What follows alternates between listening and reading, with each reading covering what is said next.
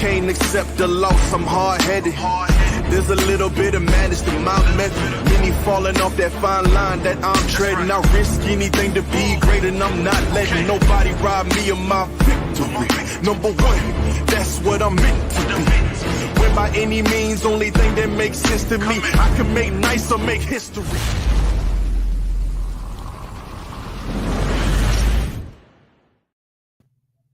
What's up, guys? Welcome to Retro Live tonight. So we have, obviously, Joe Cade over here with me, but we also have Johnny Graphics, who I want to welcome right in. So thank you so much, Johnny, for joining us tonight. Welcome. Thanks for having me. How are you all doing this evening? I am doing well. How about you, Wonderful. Joe?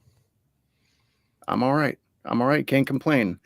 I'm trying to build a pop-out closet down here in this basement. Oh, okay. And all right. I'm an intermediate at best carpenter. You know, like I can build very simple things. Sure. But this has just been giving me every step of the way. I've had an issue. And today I built one wall and I was gonna paint it, and my paint's all it's old and it's just like I didn't have a paint stick, and I was just anticipating. I don't know why. I just thought I'd be able to open it up and get going. So I hit a little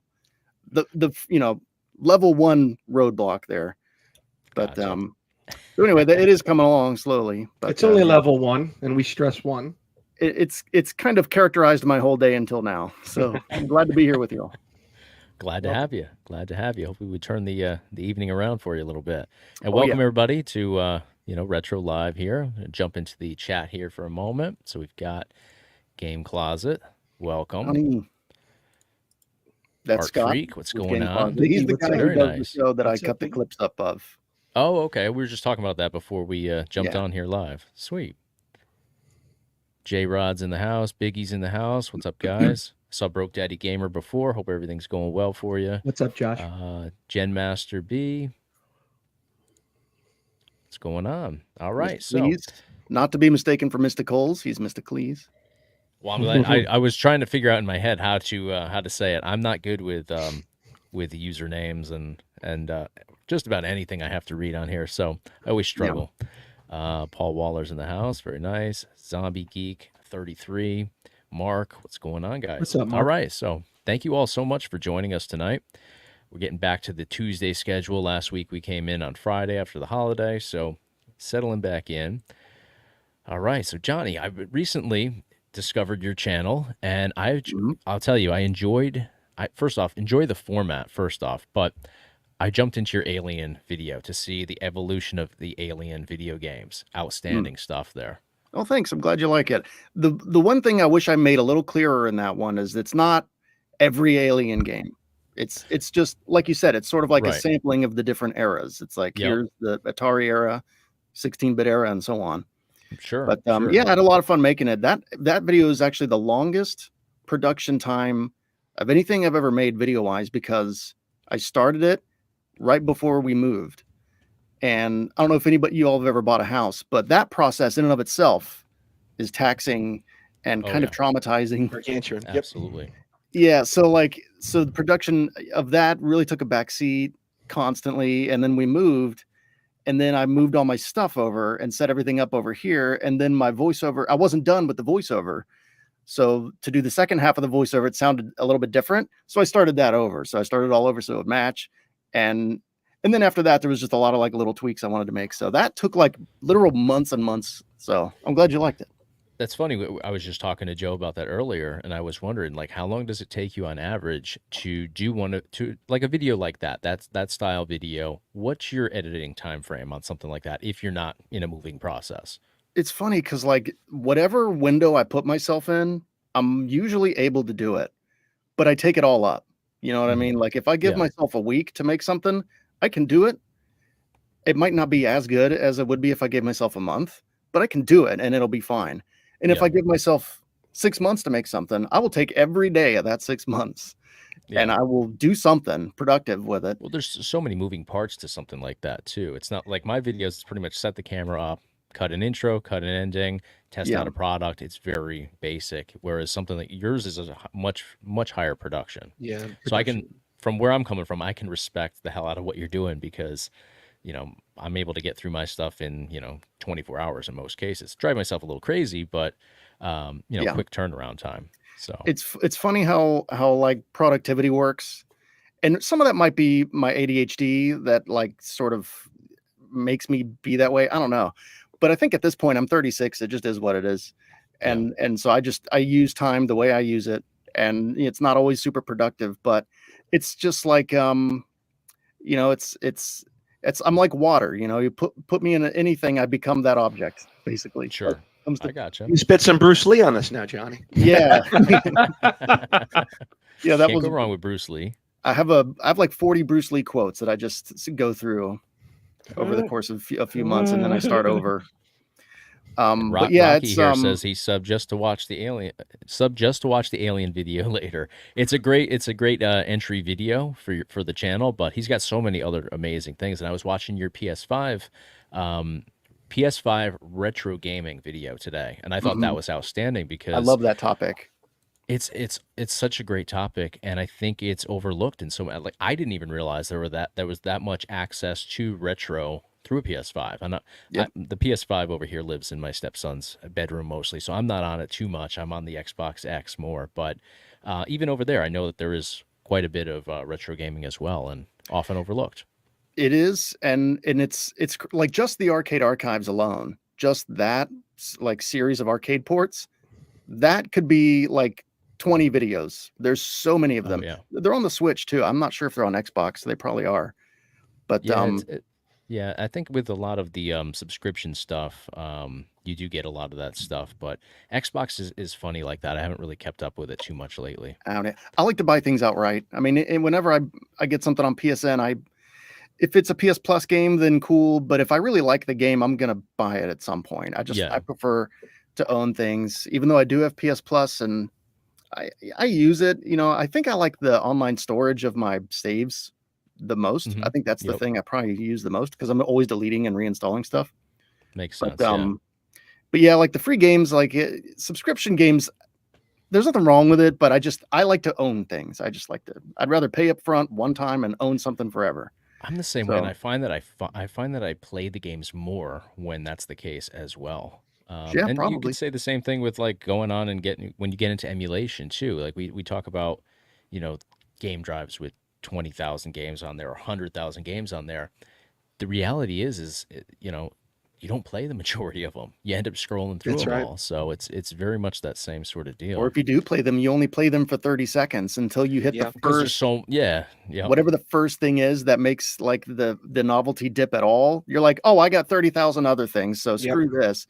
Even Right. though there's probably a bunch of really cool stuff. Replay value's low. That's a great point. Yeah, it's the same It thing is, with yeah. emulation, like on my RetroArch thing, which I love emulation. I'm all about it, but if you own a game, even if it's an old game, like if you own a Genesis cartridge or a Super Nintendo card or whatever, you're going to see more of that game. You just naturally are. Yep. No, I'm not you're sure what that absolutely is, right. Absolutely right. And I think it's the fact that you do have so many other things available to you. But I also feel like when you go into emulation, that for me anyways, I'm going down memory lane in most cases. Like if there's a game that I grew up playing, I want to go play that. But once the novelty wears off, I'm on to the next thing that makes me feel excited because, I'm tied to it, from playing it as a kid as well. I'm so scared when I hear these things. I could play the same thing over and over for 40 years. Does that make me a simpleton?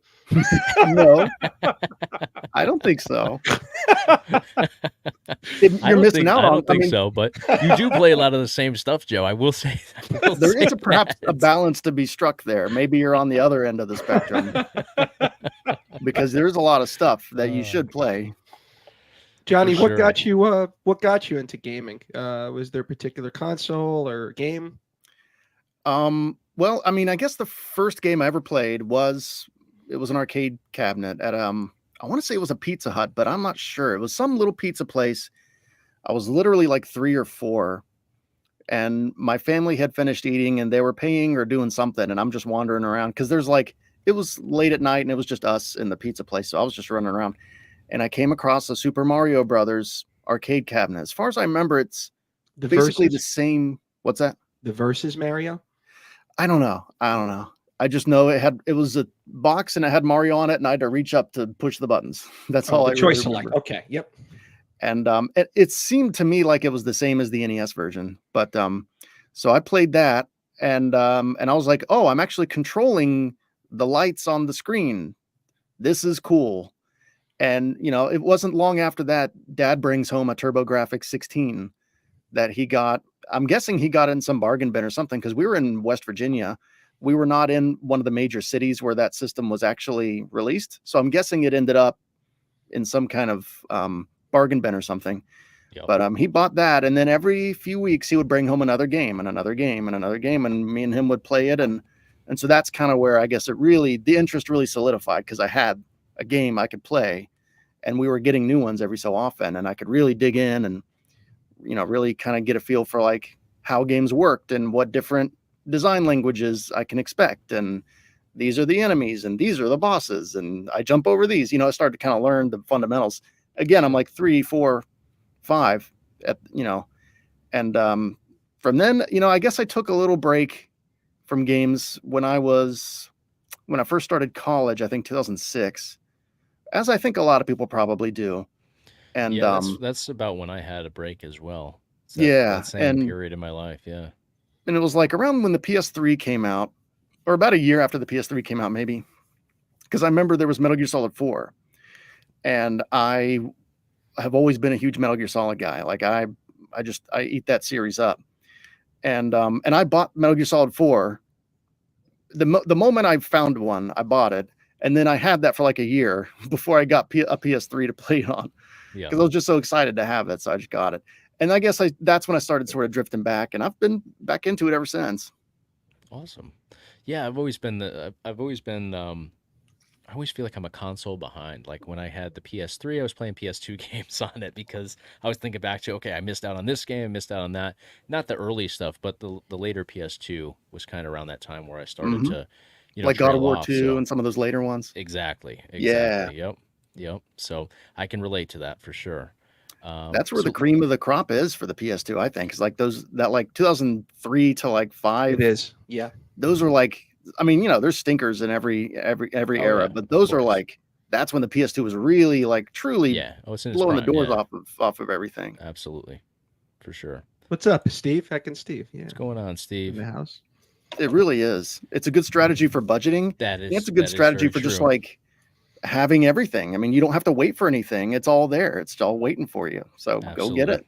That's where I'm at with the Xbox 360. Now I'm talking several consoles behind, but I had the Xbox One, and I've stayed current with Xbox. But Xbox 360 was also like I played the mainstream titles for that one. Your Halo titles, your Gears of War, Forza, stuff like that. But I didn't venture off from the real mainstream offerings. So that's where I'm at these days. I have an Xbox 360 right now in like every room of my house, and Nice. I'm playing through a couple different games. I play through 1 or 2 with my stepson, and then playing some other stuff here before bed and stuff like that. So yes, it's fun to get back into stuff that you kind of missed the first time around, as It's well. a great point, Chase.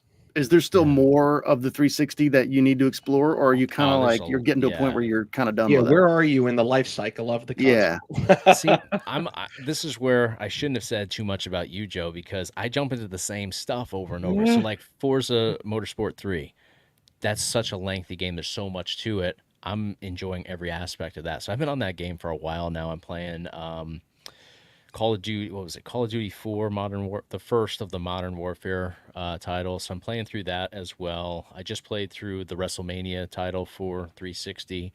So Okay. I've got a bunch of, I went on Shop Goodwill and I bought a couple bundles of 360 games. So I've got probably like 100 360 games. I'm not going to play 100 of them, but I've got a lot to choose through. Yeah, you're so I think set. I'll be on this for a very long time. You're set. Yeah, exactly. So Joe, what do you got a Malbec there? What are you drinking there? It's a green screen. What? Say again? Or you got a Malbec there? What are you drinking? Oh no, it's a Pinot Noir. Sorry, I Oh, okay. misunderstood you. Yeah. Does Pinot Noir pair well with Commando? I feel like it might. No, it's that's my old vice. Wine and coffee. There you go. Yeah, I'm a yeah. coffee guy. You'll know if I had a a stressful day. If you're say again. I'm a coffee guy as well. I drink coffee well into the afternoon. Yeah, I do too. I'm one of those people that got desensitized, I guess. That's not the term I'm looking for, but it'll do. You're Italian. That's all you have to say. Yeah. So the caffeine Italian- doesn't bother me. Yeah. Late into 6, the 7 night. o'clock at night. You're just born with a Coffee, tolerance, cappuccino. certain tolerance. Yes. Okay. Threshold. That was the term. My threshold Oh, for the okay, yeah. caffeine. Yeah, I can have it. People, they'll come over to the house if I entertain and it's just on decaf.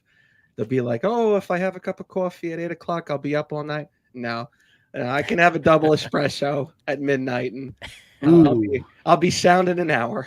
Ooh, I can't do that.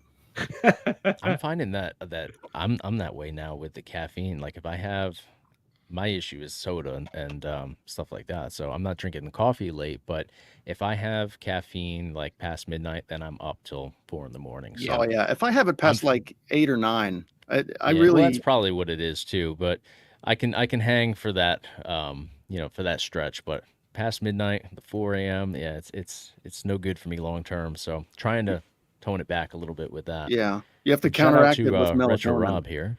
Retro Rob's who actually got us in contact with each other. So Yes. want to make sure Yeah, that we I thank just- him as well. I go where Rob tells me to go. basically. You're a disciple of Rob? There you go. I am. Yeah. Yeah, I am. That's Let that's me a answer good way to- Steve. Yes, Steve. To answer your question, it's the same Retro Rob. Yeah. He's the only one, right? I guess. Yeah. Well, there's a lot of retro names like Retro Ralph's another one, and so there's like close ones to that. But I am Retro sure. Rob, like I said this to Rob when he was on, he's got this persona surrounding him. Like everybody knows, Mhm. like Retro Rob. It's out there, man. So Mhm. it's funny. But then I learned about his history with Facebook, and he had a very successful Facebook group. Yeah, the Facebook Um, was popping. Now, Yeah, Facebook so is dumb. Like that was like the fact that they screwed up his Facebook was like just wild. You heard 'Cause he was about making that? Facebook Yeah. money. Yeah. And Yes, when you it's- meet him too, Johnny, like nicest guy, walking, just family man, God-fearing man, served his country, so humble. It's just Oh yeah, it's so unfortunate what happened to him. Great guy. he takes it in stride though, like he does everything. He does Oh, take it in he's- stride. Yeah. He does. He's just he's leading by example. So I Yeah. have the That's a utmost great way to respect put it, Chase. for Very Retro Christ-like in that Rob. way. Yes. There you One go. might say. Yep. There you go. So everybody jump over and be sure to subscribe over to Johnny Graphics here, but also Retro Rob and Heck and Steve and any of the other content creators here in the live chat, because we always have such great people in here with us, and I'm so appreciative that we have this great vibe in here week after week. I mean, And if you go over to really- my channel for the alien video, that's fine. But just know that like 75% of what I do is way more niche and way more not aliens. Although I am working on a Predators video that I want to be basically the same thing as that. well, A Predator if that's game. not enough reason to hit that's gonna subscribe, I don't be- know what is. Johnny, I have a question as a alien nut. I had xenomorph decals on my car for high school and college. My dog's name is Ripley. Oh. Anyway, there are Your two credentials are in people- order. That's right. There are two types of people. There's the alien and there's the aliens. Which one is it? I'm a fence sitter on that one. Wow. I really am. And here's the thing. It's like whiskey and wine. Okay. It's like, Okay, I like this. I'll speak in those terms. But it's like Alien is a horror movie. It's a Yes. slasher movie. It's Halloween in space, you know, and Very much so, yeah. and it's perfect. There's almost really nothing you could complain about with It's it. a flawless movie. Yeah. Yeah, basically. And Aliens is a James Cameron style action sci-fi movie. And they all have different, the first one has shades of action in it, and the second one has shades of horror in it. But Aliens is an action movie, and it's a much bigger movie, and it has a much bigger, more colorful cast, and it deals with more issues. It deals with, motherhood and nature and what happens when two mothers Yep. are in conflict. Deep primordial roots. Yep. Yeah, and if you put a gun to my head, I'd probably say Aliens, but I love them both. I love them both so much. I hate to choose. A real hot take that I do have though is Prometheus is awesome. I love Prometheus. now we're going to dinner, Johnny. Now you realize that the very few, and I mean few, minority that we are in, that we enjoy I know. the aliens, and we actually liked Prometheus as well. Oh yeah, I'm on the LV426 subreddit. I know I'm in a minority. I am in a very small minority when I talk about Prometheus, because God forbid he wanted to do something different, and Ridley Scott, that is. Ridley And Scott. now Covenant, I can't excuse a lot of that. That was 6 different movies crammed into one, and it kind of just turned into a mess. He's such visionary, for lack of a better term. Yeah, and but visionaries need somebody on, like they need someone telling them no on occasion. That's the thing. When you don't have someone that tells you no, and this is what happens to great minds, Michael Jackson, when you don't have someone to say, Michael, you can't walk with a monkey named Bubbles. You can't sleep with other children. You can't do, when you just have yes men, yeah, whatever you say, Michael, whatever you say, Ridley, you get crazy. And Ridley Scott, that's a great way to put it, Johnny. And that's how you end up with the original Star Wars, the Star Wars prequel trilogy. He has no one to challenge him. That's a really, really astute way to put it. Yeah, and it's a great balance, because you need both. You need someone who's a little more grounded, and you need the artsy fartsy guy who's just like up in the clouds. And if you find a good balance between those two, then you get Alien and Aliens, and other fantastic works of art. Well said. And there, it's nothing wrong with making an art film. I like Eraserhead and stuff too, but it's often better to find a way to funnel it into something and focus it. Very well said. And while talking about Ridley Scott, he, I think it was today, at least I saw it today, the Gladiator 2 trailer dropped. I saw that, yeah. Looks good. What's your take on that? The trailer was the tone of the trailer I'm not sure about, but it's just a trailer. I'm sure the movie's going to be great. The first version too, yeah. So, but yeah, I'm not sure. It just kind of looks like it's more Gladiator, like Gladiator again. Is that more or less what it looks like to you? Basically, it does seem to be that way. But and I'm okay Gladiator with that, was such a I mean, Gladiator was a phenomenal film, so I'm definitely going to tap into it and try it out. But yeah, you never know how things are going to be. What's this now? I think that was 2000, so 24 years later. You just never know how things are going to take off.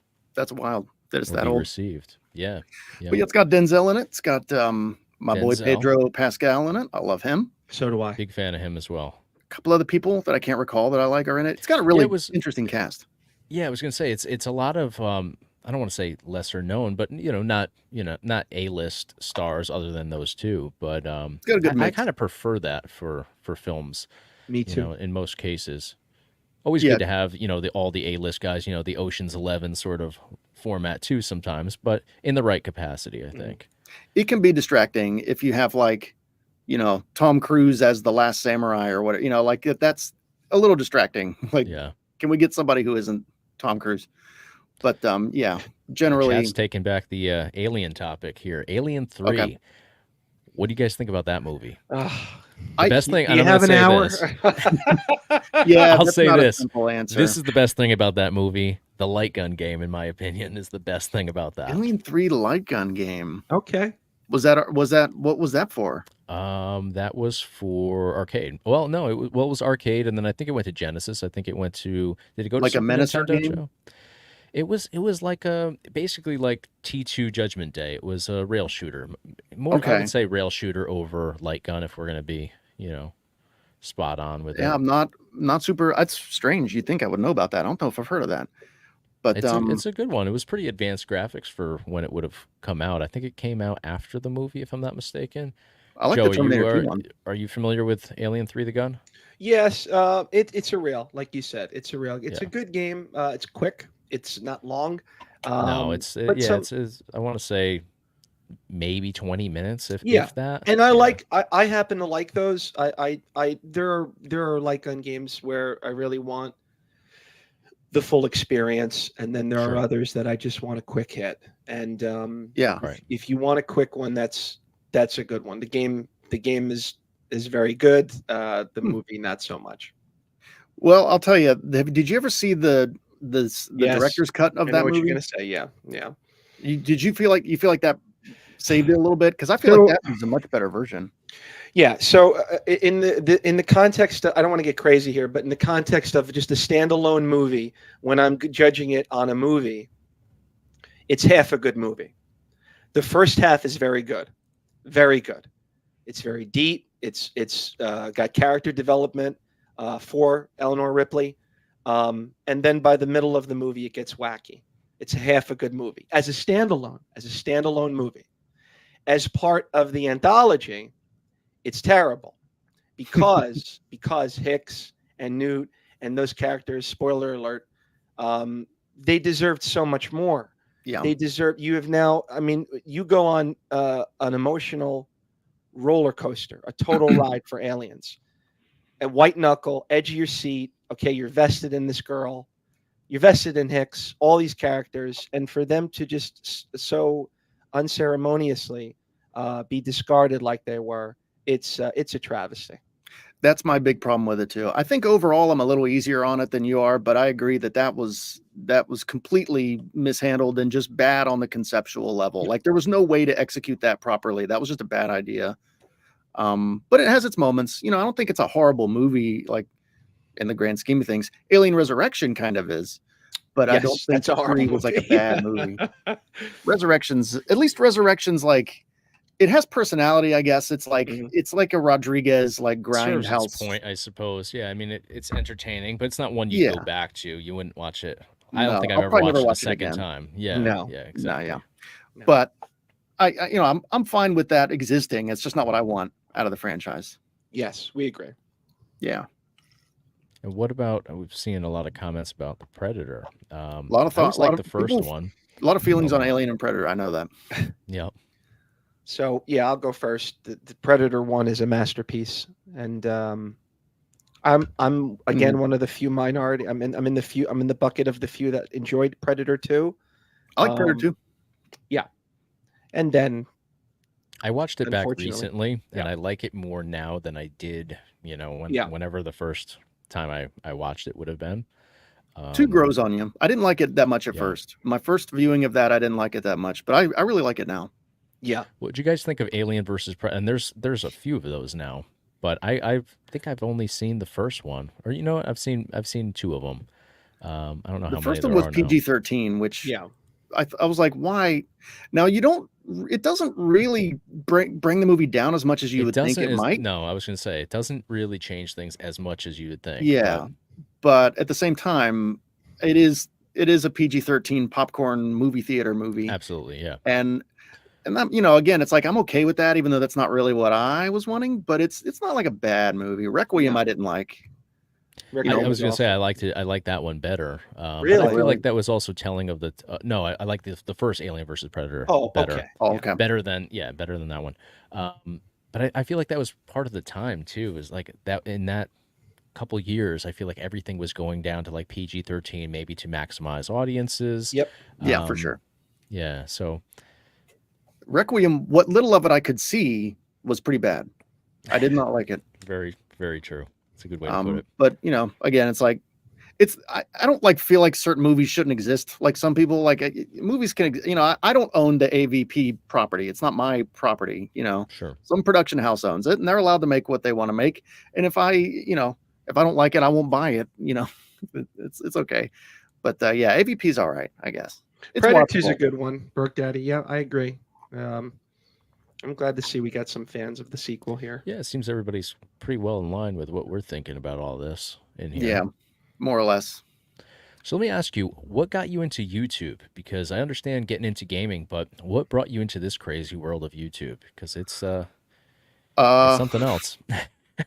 I mean, I guess I just realized, what the world needs? It needs another white guy on the internet talking about video games. And I said it was What's one time. more? It's time. It's time for that.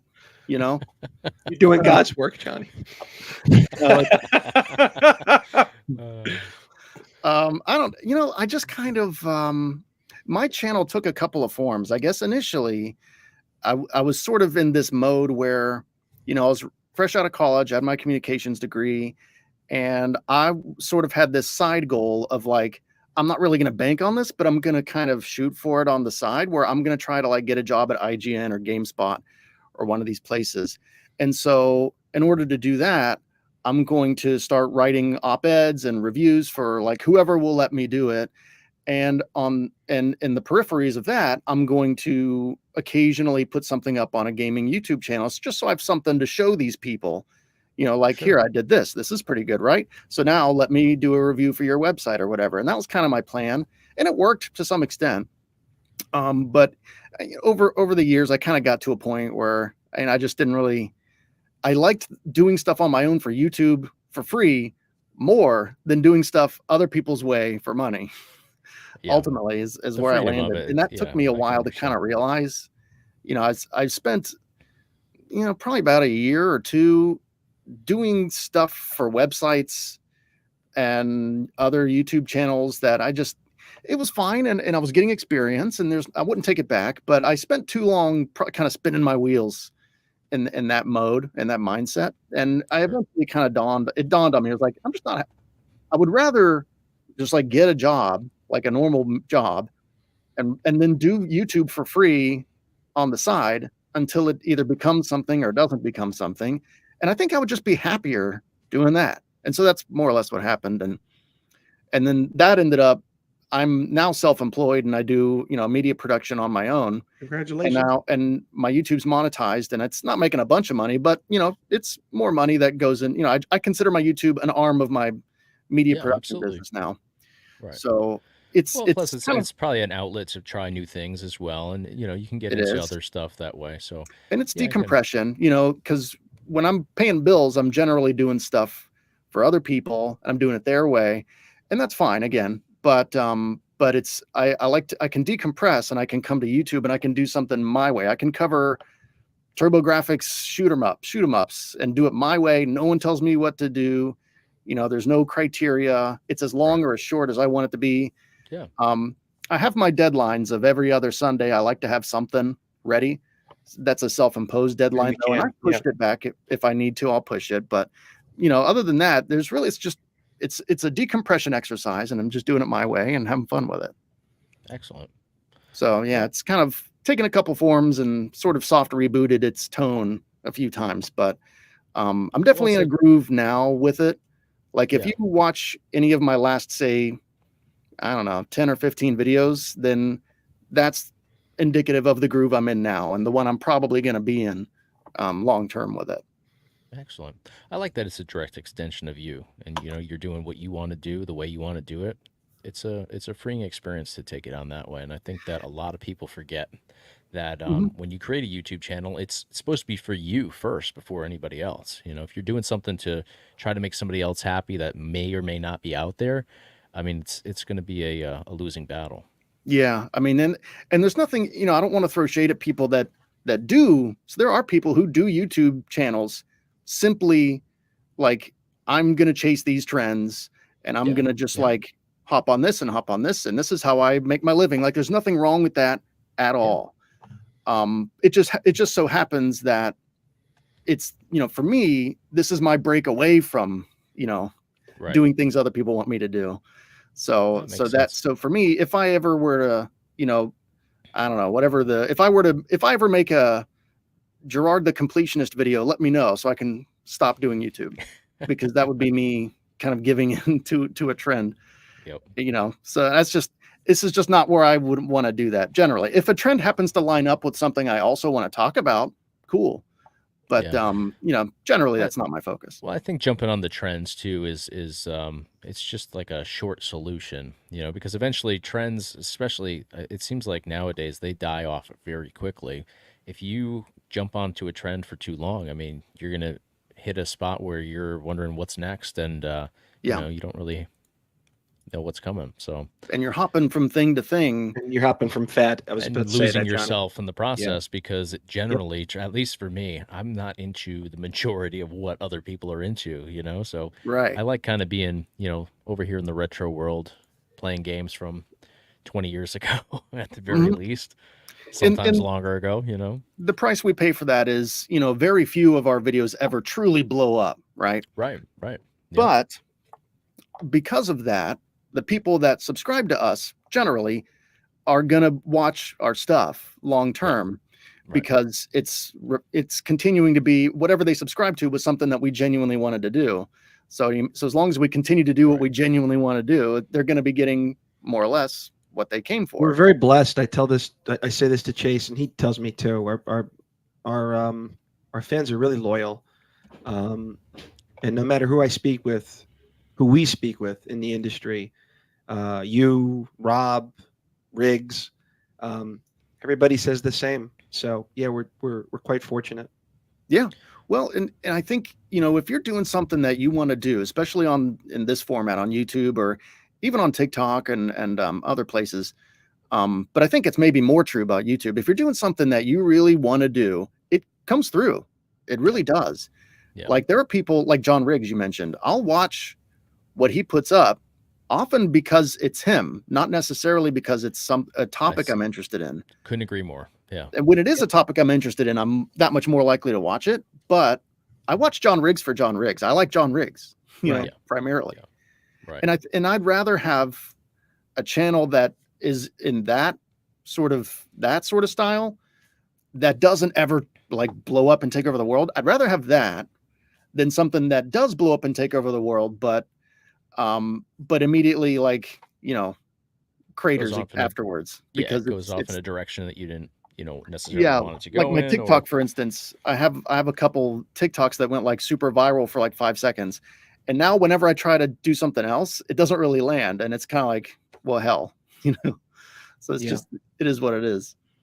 But YouTube, I don't have that, and I prefer that. There's so many industries that you can kind of be artificial, fake it till you make it, as they say. Yeah. I feel like this isn't one of them. If you're not genuine, if you're not sincere, people see through it. Yeah. And you don't, there's degrees to it, right? I mean, sometimes you can find a balance between not everybody makes everything, if everybody did only what they wanted with no consideration whatsoever of what other people are going to think of it, then everything would be a Eraserhead, and so I'm glad the world isn't quite like that either. But yeah, I know what you're saying is more or less correct. I mean, you can tell when someone's just kind of going through the motions, or they're not into it. They're just looking for. I always say that the viewer's job is to view, and they're not going to miss anything. Bingo. So yeah, exactly.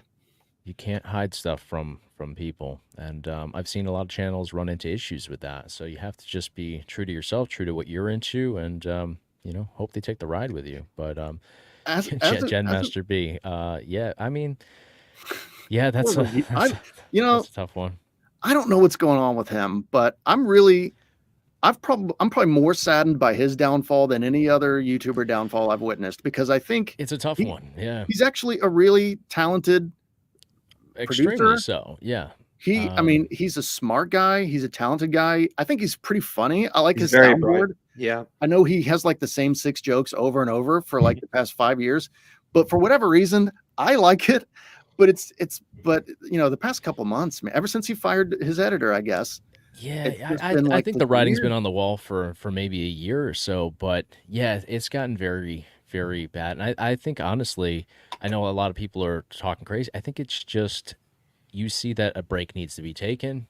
Take a break, get off for a little while, scale back, and figure out where you're at with everything, because it just seems like, unfortunately, he's derailing, and it's easy to make comments and stuff, but at the end of the day, there's a person behind all that too, and I do look at that stuff, and it's unfortunate that he's going through whatever he's going through very publicly. Yeah, but you have to unplug, and only he can do that. Take the time. So hopefully I feel like he does that. If anybody has the smarts to flip this around and turn it around and do what he needs to do to correct course, I feel like it's probably him. I feel like he can do it. Yeah. But he's got to do it. And I'm not saying that as like armchair quarterback. I'm just saying that as like, I want to see that for him. I really do. Yeah. I mean, and that's another one where you've seen him kind of ride trends, and he's just gotten so far away from what he used to do. I mean, it's Review Tech USA. Right. He doesn't review tech anymore. And it's kind of the running joke now, but it's a number of years since he's really distanced You're himself right, from, Jason. from that stuff, which is Yeah. unfortunate because it's what got him to where he is. And I don't know, maybe riding the trends and following whatever was the hottest topic is kind of, I don't know, Yeah. I mean, his made gaming all news this come to stuff fruition. wasn't what I initially went to him for, but I didn't mind a lot of it. It was Mhm. okay. And I don't watch a lot of gaming news on YouTube. I generally I glance through Reddit for about 10 minutes and then I sort of get my fill of gaming news, but it was okay. It's just when he got into the drama stuff, I kind of started tuning out a little bit personally because I just don't care Very about that cool. stuff. Yeah, well, and then it extended beyond the regular scope of things and into, this YouTuber's doing this YouTuber said that, and it just gets to be like, wait a second, it feels like high school, but we're with somebody that's, way too old to be in high school. So Yeah. it I'm happy for his editor though. His editor has turned it into something and he's streaming now and he's pretty good. I like he him. is Okay. good. He was talented. I watched some of the stuff that they did to get because for a little while he kind of filled in for him, and I Mhm. thought he was good. Yeah. But yeah, it's unfortunate how it goes sometimes. But Yeah. hopefully he takes a step back. He veered off track. He really veered from what his bread and butter was. So I hope he comes back. Yeah. Yeah, and I know what it's like to do editing for a YouTuber and unceremoniously lose that position and have to cobble together something to replace that, and it can be very disruptive and very annoying. And he, for the most part, really took the high road on it, and I have respect for him for that. 'Cause Yeah. it takes some Yeah. restraint. It's a good point. Game Closet. I had to do the same actually because, and I'll be honest, I had to block him for a short period of time because for some reason the algorithm just wanted to shove it down my throat for the longest time. Like it wasn't enough to just unsubscribe. It was like still there in the feed every day, and when it was going on with like, here we go, stuff like that, and it, I ended up blocking him just for a short, just to get it off of the algorithm, and that seemed to work. So, I didn't block for any other reason other than to just have it stop showing up because it was like 3 videos in a row on my feed like daily, and it was old stuff too. It just, I don't know, I couldn't escape it for a while, so finally got that out of there. But Is there a way to reset your algorithm on YouTube? I know you can. Well, I do found it. that was a nice workaround. Johnny. I'd love to do that.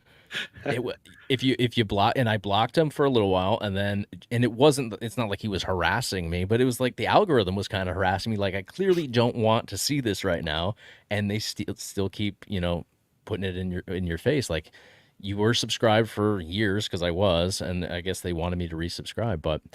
I don't know. As a workaround, you could try blocking for like a month, and that seems to do the trick. I haven't seen a single one of his posts in a while, but I hear obviously through other people, what's going on. People send me stuff. But Well, I'm still getting like home improvement videos because when I first moved here a year ago, by the way, I was a new putting homeowner, in, I could understand. Congratulations. Yeah. yeah, when we were, just doing little things, there's kind of a couple big projects down here, like painting this cinder block over here, painting that blue, and the floor was just cement.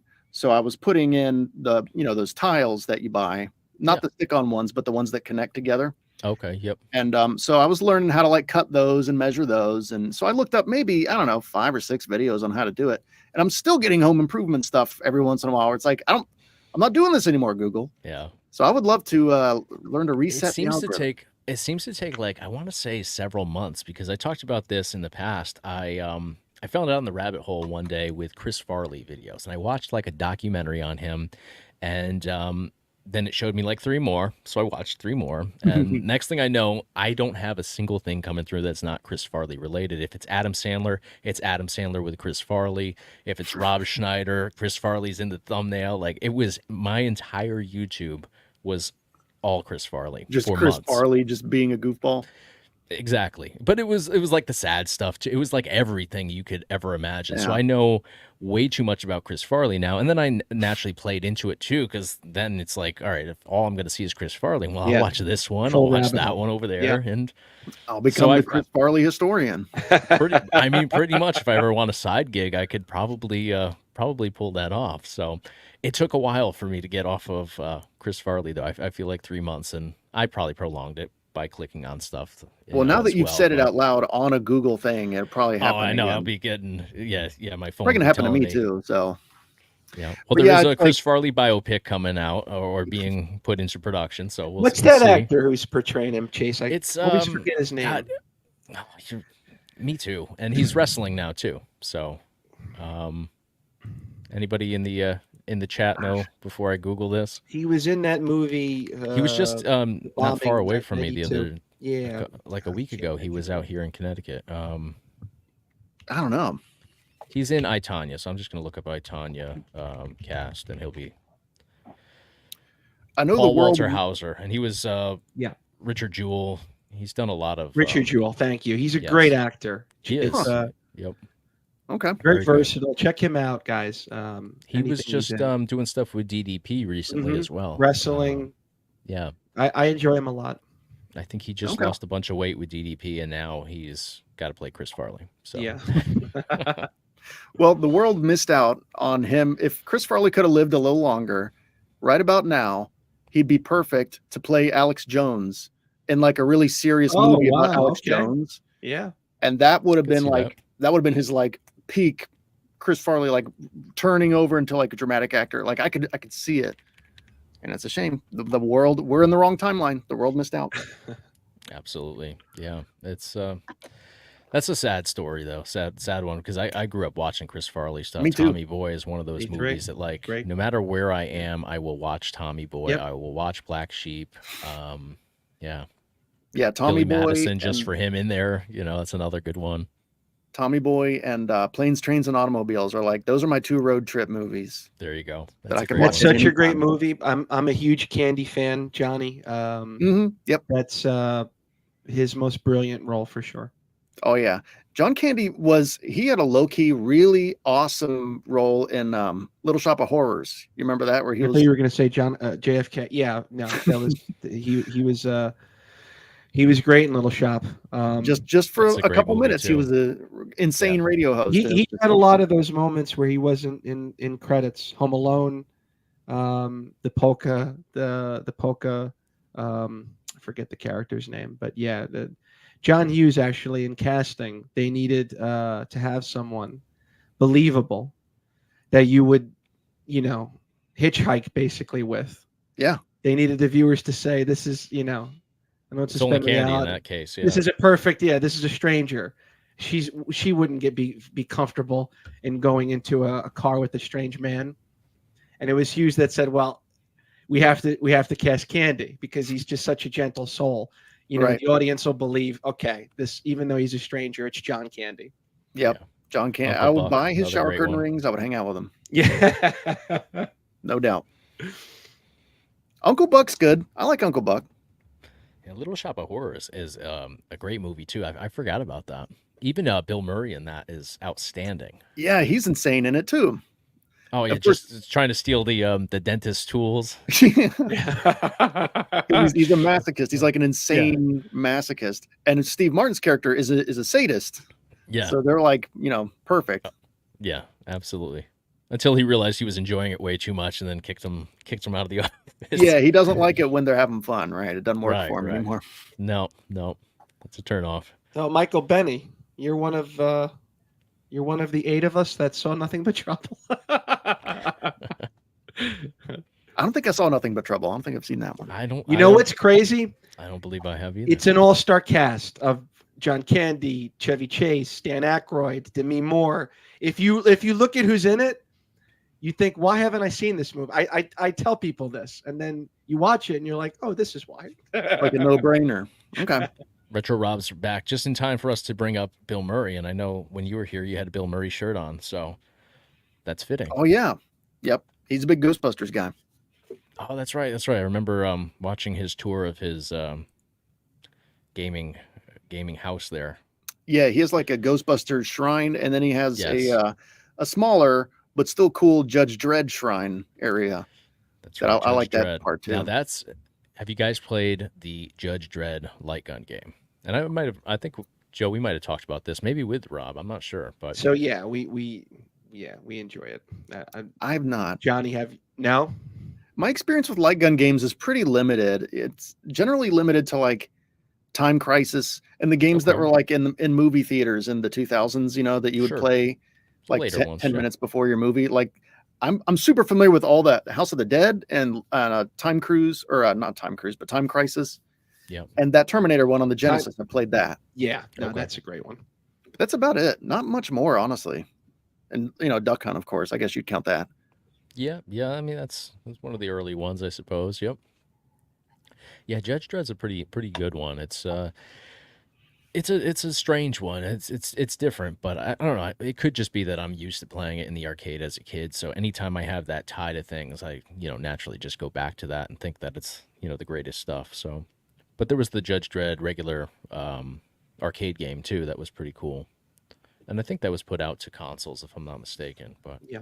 There was a side scroller shoot 'em that's up. what it was. Yeah. Okay. That one I've played. Okay. Yep. That was on Super Nintendo. It was pretty good. Yeah. Not amazing, but not bad. it was good for the times. I think. Mhm. Good for the times. But yeah, I always liked the light gun games, but I've gotten into them more recently. Now that I've gotten into emulation over the last couple of years, and it's one of those situations where I'm rediscovering stuff from the past, and I like that with arcade because in what other capacity can you go back and enjoy classic arcade games? That's I very mean, true. it's really the only option. Yeah. That's why when we talk about Arcade 1-Up, not to go down that rabbit hole tonight, but when you talk about like the licensing and stuff, it's like these games are just sitting, in who knows where, and whoever has the license for them wants an arm and a leg for these games. They're not being put out into any of the modern day consoles. They're just literally forgotten in the past, and still they're a struggle Yeah. to be brought back to the light. Exactly. And it's a shame that so many of them are in that state, because it's like, on one hand, I get it, because they brought Medieval back. It's a big franchise of mine that I love. And they did that PS4 remake of the first game. Sure. And I think it sold like less than 1 million copies in the first 6 months or so, which is abysmal for, a first party PlayStation game. Yeah. And it's like, and like, I would love to see more of it. And so many people would love to see more of it, but it's like, they need to make that money back, or it doesn't make sense for them to do it. So it's like, I get it on one hand, but on the other hand, it's like, it sucks as a consumer, because there's a lot of these It does, franchises. yeah. Clock Tower is another one I love, and I'd love to see, proper Clock Tower 4 or whatever. Yeah. But And I think it's the same with movies too. When they bring back like an old movie and they think it's going to do these massive numbers, and it doesn't. It's Right. like, all right, well, it sucks for us that we're dying for it, because now it's pretty much done. Like, I'm a huge Indiana Jones fan.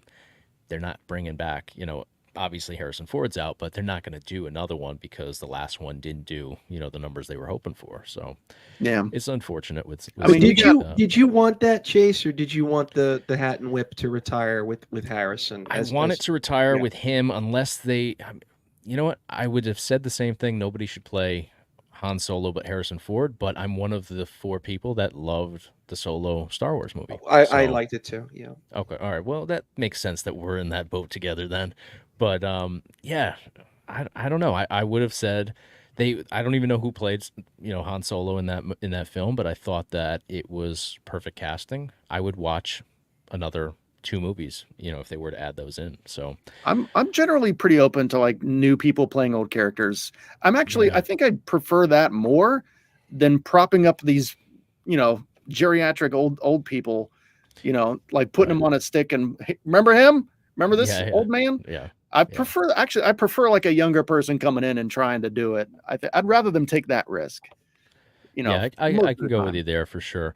I thought Harrison Ford did a good job with Indy, but yes, I'm happy to see him hang it up. But I know that at one point they were considering doing, up until that movie came out, a like a series on Disney, and then I think they brought a new president in and it got axed. But maybe an animated series would be cool too. I'm surprised they never Yeah. did that with all the comic books that they did. You mentioned animated. Have either of you seen X-Men 97? Not yet. I In the want to, chat, has anybody? I'm sorry, Johnny. I have not seen it yet. I want to, Yeah. though. It looks good.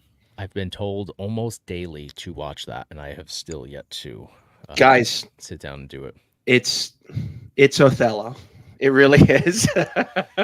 It's amazing. check it It's out. amazing. Awesome. That's all I've heard. I don't think I've heard a single bad thing about it. So we got some differences of opinion on Solo. I can see what people had against it, but yeah, I don't know. I liked it. I'm Star Wars'd out for now. Like, I'm out. for a while. I haven't watched the last couple things that Disney put out, but I think they're taking a break. At least that's what they said, and then I think they put out another series. So you never It's know. too much, man. Like you can't. I mean, Star Wars. There's a plenty of people that are eating it up. So maybe I'm wrong, but I feel like you Yeah. gotta take some time with some of these things. Like you can't just beat us over the head with it for 20 years like this and just expect it to not fall off. I mean, Sure. it's crazy. And they were doing there was a period where they were doing a movie like every other year or every year when they started the new Yeah. trilogy back Well, up. It then was the series, and then they had the series that kind of like intersected with each other a couple times. and there's like 3 Yeah, different TV shows. Yeah, yeah, And there's yeah. video games. It's like, guys, pump the brakes a little bit. They have these cash cow IPs, and they Yeah. just they I mean, beat them but to death. I mean, for a lot of people, Star Wars is it, and I'm a little bit more of a casual fan with Star Wars. I've seen all the movies. I haven't seen all. I'm maybe 2 series behind now with what Disney Plus has put out. But yeah, I felt like I got a little burned out with it. But I'm not that diehard Star Wars guy, so I Yeah, I'm also burned out need on like Disney I in need a general. cheat sheet to figure out like who's connected to who. Like I'm not that guy that knows relationships and sub stories. Like No, I dude. need to have some help with it all. Life is too short, dude. If I gotta Yeah. watch 4 movies to watch 1 movie, I'm out. Well said. Yeah, that's I'm a out. good That's point. true. That's a good If your movie point. can't stand on its own, I'm not gonna mess with it probably. To some extent, like Lord of the Yeah. Rings, okay, something like that comes out like once every 10 years, okay, fine. But like the That Marvel one I can stuff, follow that. Yeah. Plus I read the books too, so maybe that gives me that cheat sheet that I need. Yeah, for you got the things. edge. oh, for Yeah. sure. Yeah. But I for love sure. the Hobbit movies. I'm huge into those. I did struggle with Rings of Power though. I will say that.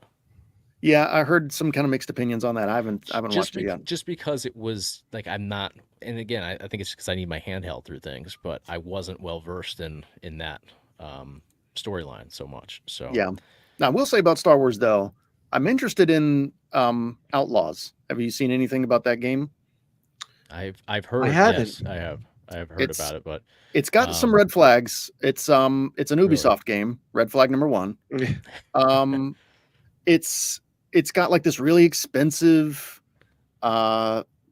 special edition that has like more missions, and I guess some people seem to be under the impression that they've like chopped up the main game. Like that kind of thing that some of these AAA games do now, where they make a game and then they chop it up Into as opposed parts. to Yeah. as opposed to like the Elden Ring model, where it's like, here's a great game, and if you like it, there'll be more later. It's instead of that, they'll make a great game and they'll chop it up and sell it to you separately. So it looks like it might be doing a little bit of that nonsense, but conceptually, I think it looks cool. It's like it's an open world, more of a shooter, more like an Uncharted game. It's like a very, you pick up a gun and you use it for a little bit and then you drop it and then you pick up another one and you can do stealth or you can shoot your way through, and it's more of a Han Solo-y type game than a Jedi type game, Okay. And so that's got my interest. I can maybe get into Yeah, that. that's got some elements that I would be down for. Then I'll have to. Yeah, check that out it's like closer. open world Uncharted Star Wars. It's kind of what it looks like to me. I saw like a sneak peek sort of thing for it, but I haven't followed up on. That's the thing with like everything in general now. It's like I remember something and then it's like 20 more things get thrown at you, and it's like, all right, it's just hard to weed out just information in general these Yeah. days. Yeah, you just kind of have to pick a couple things you're interested in and just stick with them. Like that's all I Yeah. can do. Like I can't absorb all this information. That's Yeah. just Right. it's inundating. It's it's too much. Yeah, and I'm with you. I feel like we're at the mercy of algorithms, and not just on YouTube, just in general. Like everything's an algorithm now, and you Yeah. are kept, in the light on what they want you to know about. We're in a You're siloed. very- That's a really good point, Chase. yeah, we're in a weird place with technology, and I'm always the guy to embrace technology too. But yeah, it's just funny when you take a step back and look at the bigger picture. Yeah, like we were talking with the YouTube algorithm earlier. It's like it's a neat idea to want to connect people with things you think they want based on their previous habits, and it makes sense, and it probably works more often than not. But it overreacts now. It's over the top. For sure. It's now created almost a silo effect where yeah, you're giving me what I want, but I'm so like it's hard to break out of that now and like discover new things and branch out. What if I want to look at something else? What if I gain it? What if I suddenly become into antique collecting? It's like that would be hard for me Right, to. and then you have to reprogram the algorithm to accommodate that, and now it's going to Right. leave everything else out too. So yeah, it is interesting. It's not always all inclusive, you know. Like Right, it and probably it's not should their be. job to necessarily do that, I guess, because I don't have to use YouTube, you know, technically. Right. But at the same time, it is like it has that effect where it just inundates you with like, oh, you like that? Well, how about these 17,000 versions of it? And it's Amazon's like, okay, like that too, and Amazon will creep you out though. Like I was walking my dog the other day and I broke my leash, and I opened up Amazon and it gave me all the options for new leashes. It's that creepy sometimes. That's crazy. Did you That say? is. Did you tell it? Were you on the phone? And did you say it? Probably, I probably said, this fucking dude, thing I might broken. be, I And might they be were like, well, insane. we have something for you to fix your woes, Chase. I feel like there are. Do you guys feel this way? I feel like there are times when I've just thought about something. I didn't even look it up. I Yeah. just thought about Yes. something, and then Yes. I see it like on YouTube or on eBay or on Amazon or something like that day. Has that ever happened to you? Yes. That's, I don't know what that is, but I don't It like hasn't happened to me yet. Boy, that would. It happened to me not long ago, and I wish I remember, what it was. But it was It's something freaky. that it was something that I didn't say to anybody out loud. I didn't text it to anybody, and it Yeah. was just like, yes, and it The phone it picks rattles up- you too. It does pick up stuff like it's unbelievable how the microphone. Well, they say with the Alexas, and we've got with the kids, they listen to music when they fall asleep and stuff with the Alexas, and that being directly tied to Amazon, that it works that way. So maybe the Alexas picked up me swearing at the damn leash the other day, and as soon as I opened up the app, they were like, "Here you go." So I don't know. that could very but well be. I just know, like, I haven't listened to Iron Maiden in 15 years, but there was a time where I was like, wonder what Iron Maiden's up to. Oh, well, on with my day. And there's like, Iron new Maiden's going on a tour reunion update. tour, by the way. I'll see that in Wow. a YouTube ad or something. That's I have a acquaintance that works for Live Nation, and he was telling me about and this was maybe 10 years ago when they were just starting to integrate that stuff into the apps and stuff, that they go through your phone, they'll go through what you've listened to, not just what you have stored on your phone, but whether you were on Pandora listening to a certain station, and they target you for ads for those concerts, ads for those tours and stuff based on all that data. And now, that's no surprise to us, but back then it was like, oh wow, really? They're because it was the same sort of thing. It's like, oh, I wonder what Jane's Addiction is doing, and then Jane's Addiction, here's the tour dates. Here you are. Exactly. Yeah, but It's what you want, but it's also creepy. Here It you hasn't go. happened yet. Where I'm thinking of something. That's well, it'll happen tonight now that we're saying yeah. that. You're going to be hyper aware of it going Yeah. forward. See when Iron Maiden's coming to town, and that's a band I haven't listened to. I remember seeing them back in 2005, and it was the show where I guess the singer had talked badly about Ozzy. They were on tour, and Sharon Osbourne cut all of the audio to their set, so they came out with the opening song with no audio. So people are throwing stuff at them because we can't hear anything for like 2 songs, but they're hearing it in the ears. So That's wild. that was my memory of Who one opened? time I saw them. Who opened for them? So that was Ozfest, and I think that they got booted off of that tour, and I think Velvet Revolver replaced them. I think that was their like second and maybe one of their last shows. Man. But yeah, so there would have been like 25 So opening you bands. saw for them. Scott? Scott Weiland? Yeah. For yeah, not on that tour, but I've seen Velvet Revolver a couple of times. Yeah. What was That's one of that? my What was that favorite bands. like? I missed him. Really? Oh, he was so good. I miss him. I don't know. He's one of the best frontmans ever in rock, I think. Just had Oh, it yeah. all. We agree. Yeah. That's wild. I I never didn't know. saw Scott. Never saw him with Stone Temple Pilots, but I saw Velvet Revolver twice. I saw him solo once. So I had yeah, 2 opportunities, and Yeah, just never got a chance. I can so- totally see Sharon Osbourne cutting their audio. Oh yeah. Oh yeah. She's a nut.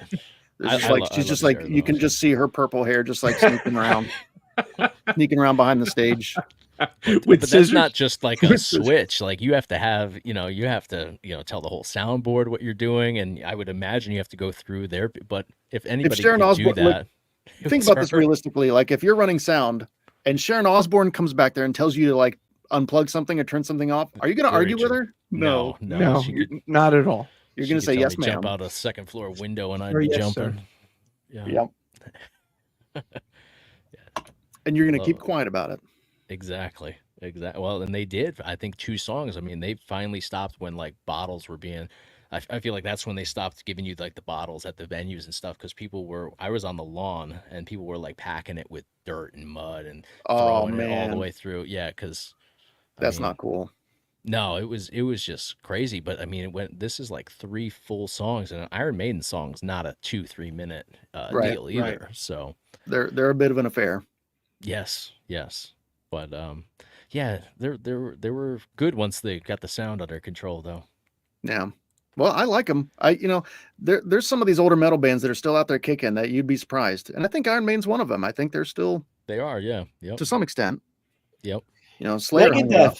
Megadeth is one of those too. You know, they're Megadeth, there, and yeah, they've racked up so many millions of albums. They're a compiler, you know, obviously. sure, Oh yeah, But yeah, they're just steady Eddie, I consistent. love them. I I saw love them. them too. I saw them in 2004 Gigantor. I saw them.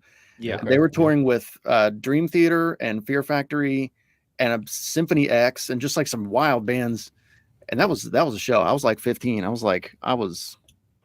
happy camper. Mustaine is such a musical virtuoso. Hmm. Yeah, they're one You of know, those just bands live. They are so much better. They're exactly. incredible. You could Chase. go to see Yeah. them and not be a fan and leave a fan. You Yes. know, Oh yeah, see they're Megadeth. clean. Well said. Well said. They play Yeah. clean. They're not, they're level-headed guys. Like they're not on drugs and stuff. For the most Right. part, I don't think. Right. And they take it seriously. They're professionals. Yeah. Yeah. Yeah. It's good to see, bands like that that are still kicking and as good as they ever were. And They're rare. Yeah.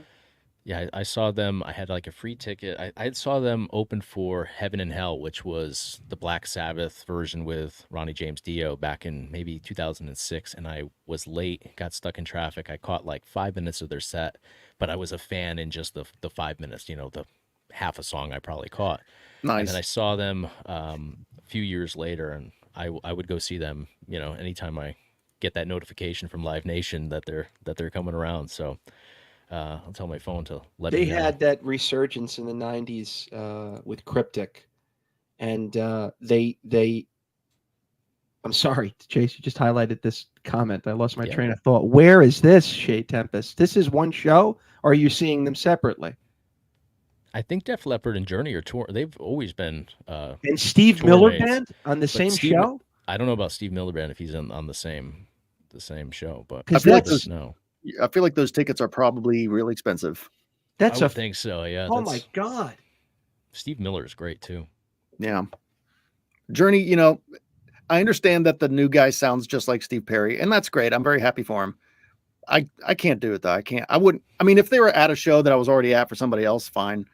But I don't know. It would feel weird. Steve Perry is Journey, I feel. Maybe I'm overthinking it a little Citizen bit. Bank. Okay. What a birthday present. Oh my goodness. That's awesome. Yeah, it's funny when they replace the singer. That's one that I feel like you can't get away with. I mean, AC/DC did it. I don't know. I guess you can. But you got to really play it right. but you you got to Van got some Halen. other Yeah. yeah.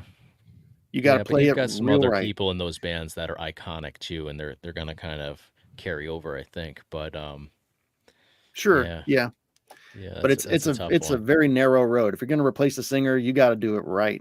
It's got to be Yeah. perfect. Van Halen. I was sorry to cut you off, Chase, before, but yeah, there's a great deal of Van Hagar fans that love that love Sammy I'm just one of as them. much as Dave. I love Sammy. Yeah. Me too.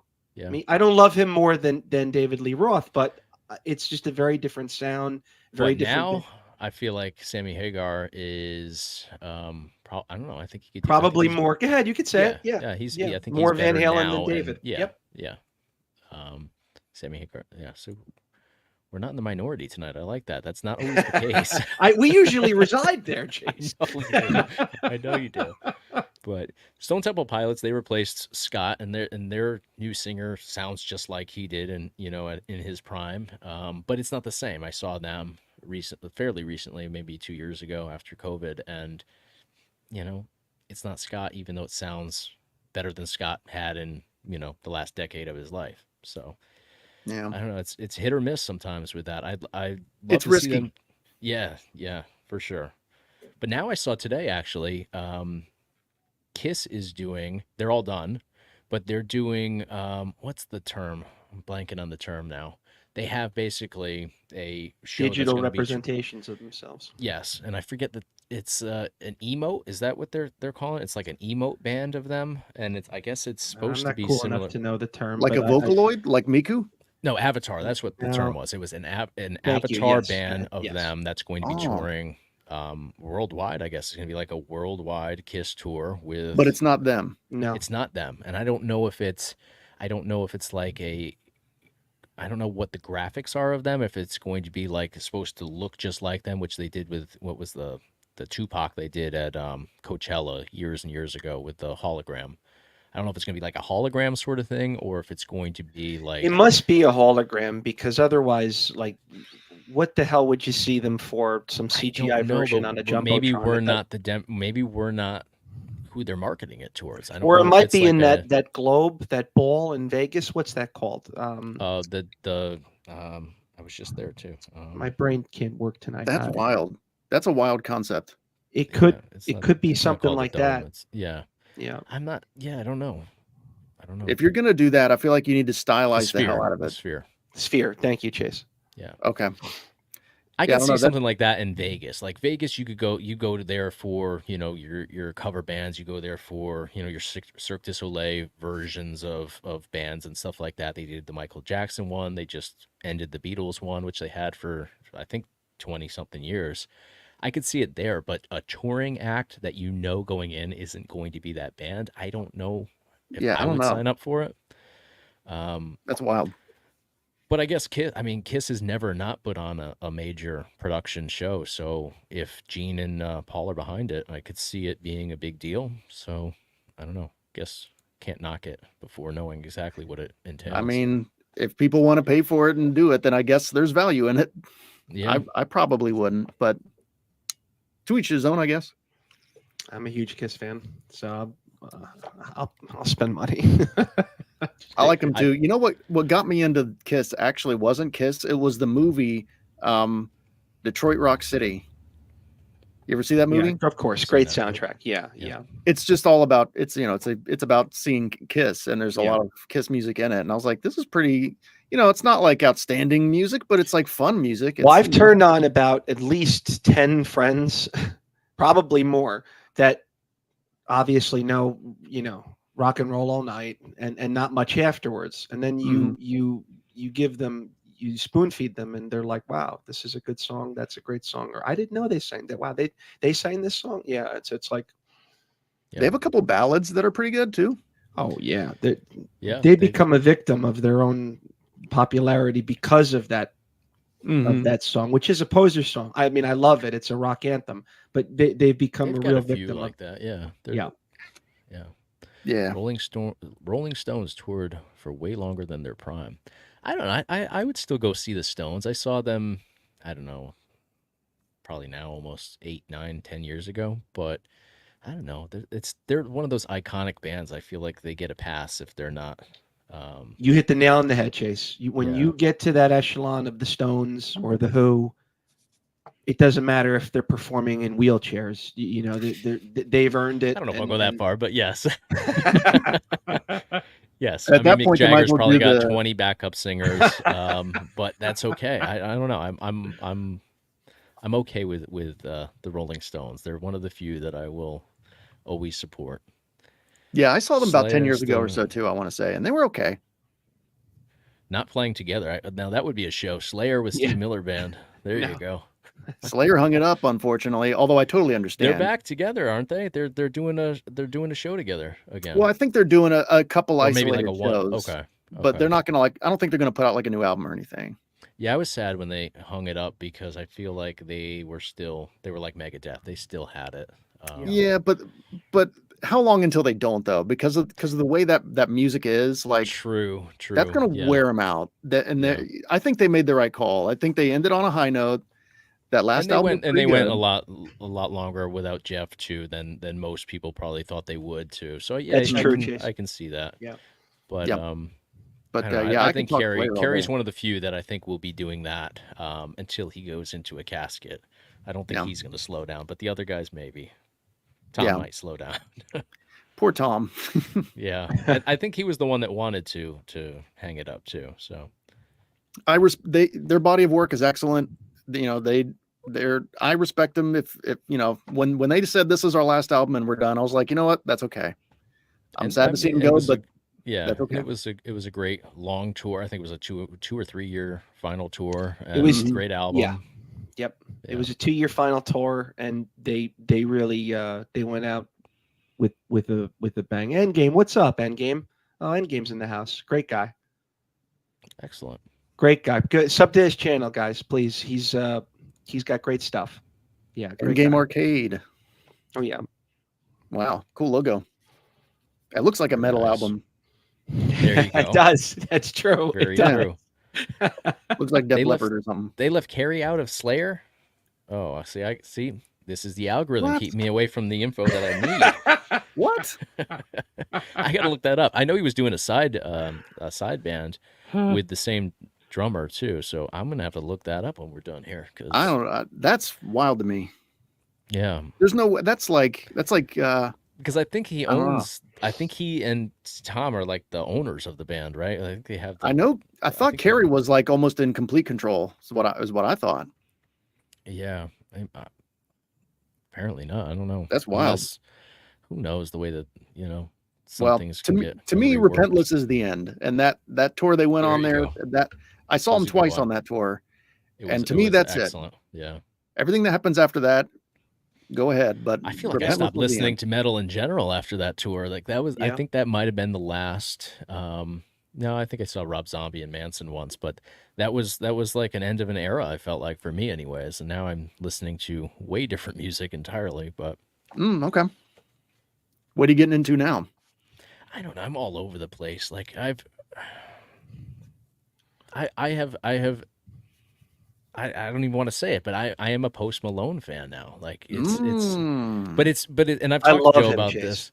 Okay, so again, we're always on the same page, but this is and you talked about this actually, Johnny, when you talked about Riggs earlier. You watch Riggs content for Riggs. You don't necessarily care so much what he's doing. Right. I'm such a fan of Post Malone as a human being that okay. I will listen to his music, even if it wasn't the music that like, if I didn't have that connection to the individual, I don't think that I would have sought out that type of music. But yeah, I'm a Interesting. Chase is going country. No, I'm definitely not going country, but I guess Post Malone's kind of country now with his latest stuff. But I worry about getting into like the personalities of musicians because so often they'll let me down if I do that. Yeah. Or they'll do something that, I'm pretty good at separating the art from the artist most of the time. Mm-hmm. But it's hard to not be a little bit disappointed when like you see that they said something mean about some other band for no reason or started Very some drama. true. Or, Yeah. Like when I found out about what a douche Lars Ulrich was, that really, It hurts. Yeah. yeah, like that's still like the whole Napster Yeah. thing still kind of like lingers in my mind. Like, why did you do that? Why did you go on such a crusade for no reason? It's amazing to now we're 26 years later, 25 years later. Sorry, it's still rubbed people so much. It still has rubbed people the wrong way. Yeah, and it's like you didn't have a lot of cachet with me to begin with, Lars, because you're really not that good of a drummer. But in any case, like that was like, I don't know, man. I have never really like looked at Metallica the same way. Like you guys are like, I feel like that's top the of the case. world. Yeah, What are I you feel like complaining most about? people share that with you for sure. Yeah. Who is that sings that? Sucking them. It's I think back to Reservoir Dogs when I hear that. When he's Torture Oh, scene. man. torturing him, yeah. And that was a video game too. Have you ever played that? The Reservoir Dogs video game is actually pretty decent. Based on the movie? Yeah, it was like when movie games were popular for a few years there. I think it was a PS2 and Xbox. Yeah, late release. 90s, early 2000s. Yeah. Huh. That's Yeah. wild. Who made it? Do you know?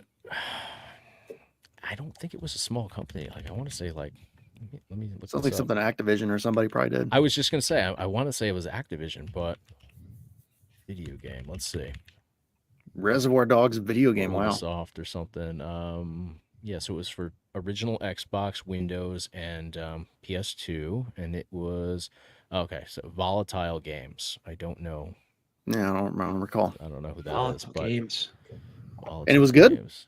It was good. I mean, I'm also a big fan of the movie, so that may have, you know, Yeah. made me more of a fan. But yeah, it was good. You had like driving elements to it. Yeah, it was like a um, third person shooter as well. So yeah, it had some cool elements to it. Now I'm a huge Sopranos fan, and I can never say that the Sopranos video game is good. So Mm. so Reservoir Dogs is definitely you know, I wouldn't vouch for it if it wasn't at least worth a play. How do you make a Sopranos video game? Like, is it like It's like basically like a bootleg Grand Theft Auto, and I like think Tony in the therapist's office? Like, No, Getting the so you're- gabagool. Yeah. I think you're like the new crew coming in, and I think you're working for Chris and Paulie. And Oh, that's Yeah. actually that sounds cool. okay, yeah, I could it's- see yeah, that. Like, work your it way sounds up. better than it is. It felt pretty flat, but Yeah, you you can't play Tony. No, and I No, you don't. can't. I think I some of agree. the. I think it was voiced by all the guys too. I don't know if Gandolfini voiced Tony, but I think all the other guys like Imperioli and Tony Sirico, I think they were all in it. So yeah, it was a stinker. It Get was the like mozzarella. Find the mozzarella within the time limit. Yeah, it was pretty corny like that. But it was at the height of like the Mafia games were taking off, and Oh, yeah. Grand Theft Auto was firing on all cylinders. The Scarface game and Scarface. there's a That's lot of another that. one I was. a That big was fan of now the that was a Scarface good game. one. Yeah. Yeah, that one was pretty good. I played That was that a one. good game. Yeah, it's similar to that. I won't say Reservoir Dogs is on that level, but yeah, Scarface was a great game. Scarface was legit. That was like a low key Grand Theft Auto clone, but like sort of But did it its own worked, thing a little yeah, bit and too. it was shaped around Tony Montana, and I liked that it was a twist too. It wasn't following the same storyline. It was like an alternate ending sort of gameplay experience. So Mhm. yeah, I tried to use that in a review video, and it did not go over so well. So I stopped using that, but that was a cool game. Too much What- blood what- and four-letter What didn't words. work out with it? I think it was copyright, violence, language. It was everything that could have possibly gone wrong. Oh, it with- just got flagged for everything. Checked off Oh all the yeah, boxes. yeah. So I had to pull it back and change it quite a bit. Yeah, That's the beauty of talking about 16-bit games, because it's like you can't say anything, very pretty true. much. Very true. Ex- Yeah, There's just a couple instances where it's like maybe borderline, like that Terminator versus RoboCop game. That one's kind of borderline, but like for the most part, 16-bit games are like it's just 16-bit. It's not that serious. right. Yeah, that's Case, true. can we touch on Endgame's comment there? Yes. The last one. What do we have here? So I have Oh, Music okay, games like yes. Rock I have Band. big opinions on this, and Oh. I'll keep it short. But they brought me, specifically Fortnite, closer together with my children. Mm. Playing the Great game games. and the fact that the music, like knowing, like, oh, okay, these are new. I don't listen to terrestrial radio, so I didn't know how else do you know what songs are cool or popular. And Fortnite Sure. did a great job in introducing the currentness to me. Yeah, I love that. And they just who did they do? They just did Metallica now, I think, in the They current just did season. Metallica. Yep. Metallica, Lady Gaga before that. Yeah, I think it's a great way to share everything, really. But I loved Rock Band. I loved Guitar Hero. Still do. Still have my Guitar Hero for Wii over there. Those which guitars are emulates kind of- beautifully. They're worth money now, right? Yeah, they're not cheap, and they don't hold up well over time. So if you have one that's that like they yellow almost like the Super Nintendo, so you have to keep up with it and stuff. But yeah, some of them are worth quite a bit. But yeah, if you It's can so emulate weird. with them, which is insane for Wii anyways, it emulates just like if you were using it on a original Wii console. So Nice. I'm a big fan of the Wii versions. Yeah, I always thought it was funny how those guitars were like junk for like 10 years. yeah. And now you can't find them. Now they're like Exactly. super valuable. It's come full around. It's like the perfect example. I of love it something- when that happens. This It's happened funny now to with see, Head isn't it? Trucks. Oh, I love it. Yeah, it's great. Yeah, and I'm happy that people are getting back into it too, because I played Guitar Hero and Rock Band when I was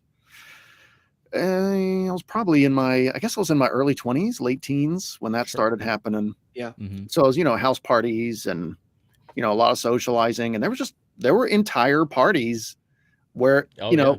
normally right. it would center around the beer pong table or whatever, but you know, these parties were centered around the Guitar Hero TV, you know, and everybody would be partying, and casual gamers became core gamers because of those games. I mean, they It were made super. gaming cool. It was like It you know, did. you would almost hide your console for like a party and stuff like that, and then Rock Band, Guitar Hero, you were bringing that out, and Yep. everybody loved The that. So jocks and the science nerds and the stoners brought and the everybody band together. kids, everybody Yep. playing it and That's a having great having point, blast. Johnny. It brought a lot of people together. That's And true. it combines so many different types of music too. Like Joe today sent me, what would you send me? Good Vibrations, Beach Boys, right? You sent me the Yeah, song in text today, and I instantly started thinking about that's in Rock Band. I think it was in the first Rock Band, Mhm. or first or second one. And you know, that was not a trendy song when that game would have come out, and I don't even know when that one came out. 2010, maybe even before that. Something like that, yeah. Yeah, somewhere around that time. I mean, Beach Boys were not trending at that point in time, but it got new people into the, you know, at least acquainted with that music, with that artist, you know. So it Yep. works both ways.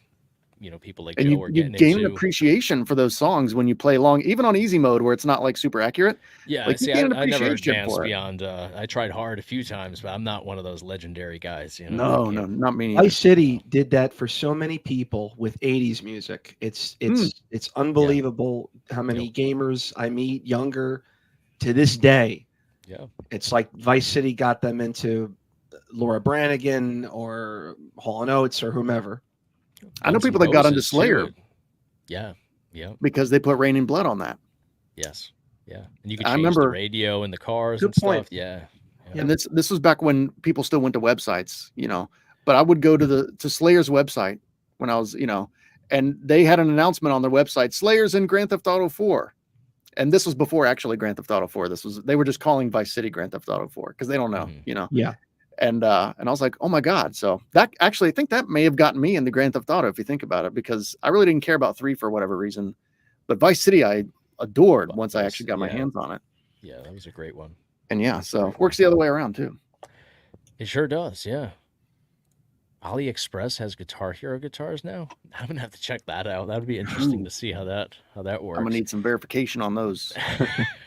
I feel like AliExpress has everything now, but they've actually I was against AliExpress for the longest time, and now they actually have some decent stuff, but there's so much to comb through to find that stuff. So it's tough.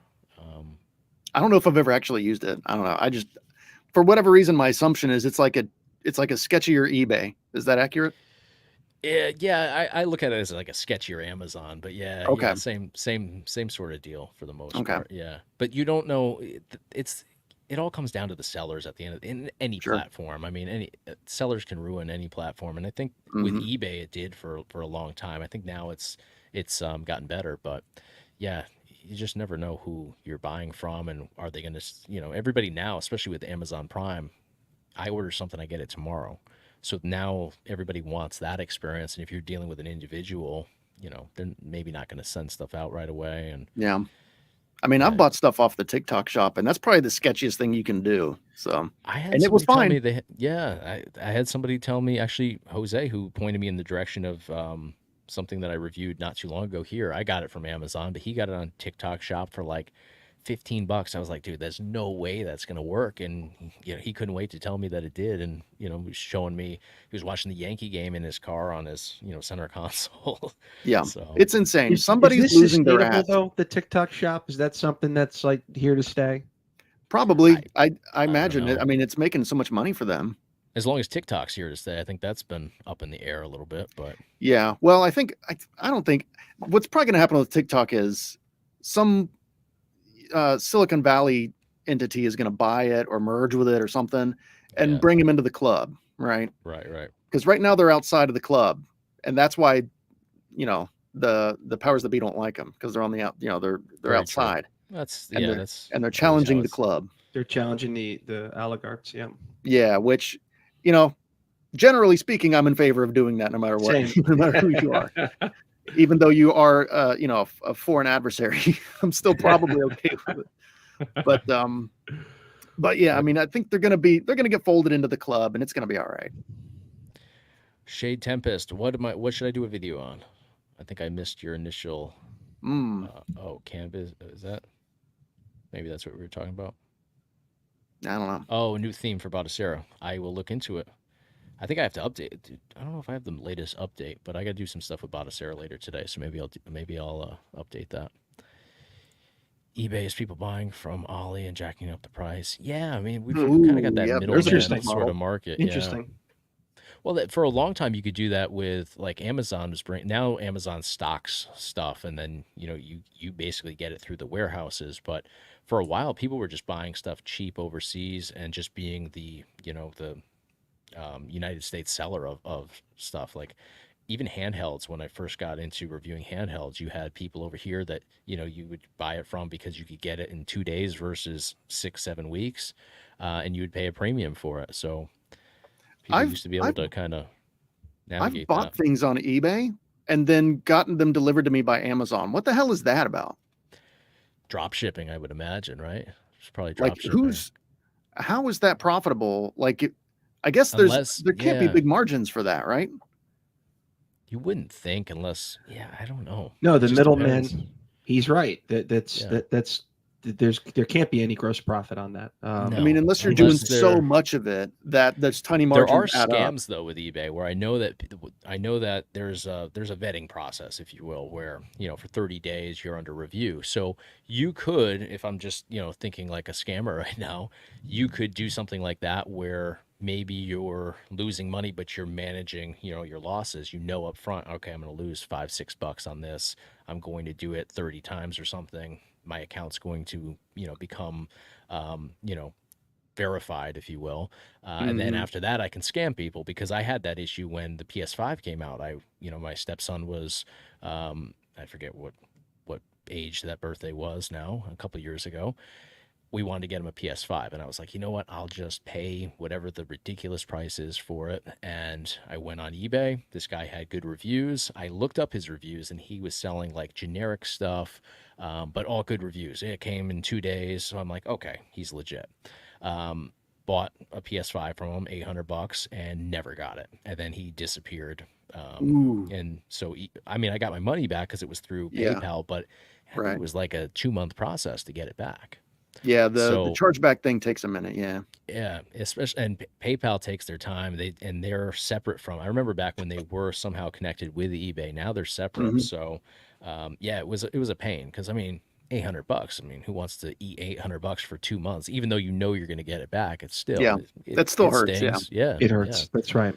So, but the whole reason that this guy could do this was he verified his account. He had all these transactions that were, good positive scores for him. And they, I paid him, and I'm sure they released the funds in 5 days, and he hauled ass with those funds. And, I waited like an idiot, because I think he said like, oh, I'm going to get it on this day and I'm going to send it to you. And I was like, okay, well, whatever. It's going to make it in time for the birthday. And so then his account with all those reviews and everything went away. It did after that, but he sold, I think, like 10 PS5s. So you figured, I think I was paying like $850 at the time for a PS5. Yeah. So I mean, he made a lot of money. I mean, nowadays they have your tax ID number and all that stuff, or your social and stuff like that. But I don't know if they had all that a couple of years ago. I know they've recently cracked down on that stuff. Yeah, I wonder if that was part of why PayPal and eBay severed ties, because that was a real nice system. If you weren't scamming people. Old school way. I loved it. It made things so easy. It was so fat. Like, I would sell something on eBay, the money would be in my PayPal account that day. Yeah. And then I had my PayPal card. I could spend it that day. It was cool. Yeah. And they took and it was a small fee. It wasn't ridiculous. Like now, they're taking chunks out of your pay. No matter what platform you're on, you're getting. There's significant fees involved. So now eBay has their own integrated payment system, and PayPal's just pretty much out on their own, it seems. Yeah, it goes to my checking account now, and it takes like a week, so it's fine. But it's like, or you could do like the get it instantly, and they take ridiculous percentage out. It's nah, the hell with that. Yeah, exactly. So you got I miss the old days. I remember my dad was one of the early eBay guys. He got into that when it first launched, and I remember him trying to test it out with what Hasbro wrestling figures I wanted back then. So I, as long as I can remember, eBay was a part of my life, and now it Oh, seems yeah. to be dying out. I still use it for stuff. I got some records good here for- I'm it's trying to good for sell. Now and then, things. yeah, now and then I'll still go on and use it, but by and large, for me, it's prime. Yeah. Hmm. Yeah. You just can't beat it as much as you want to.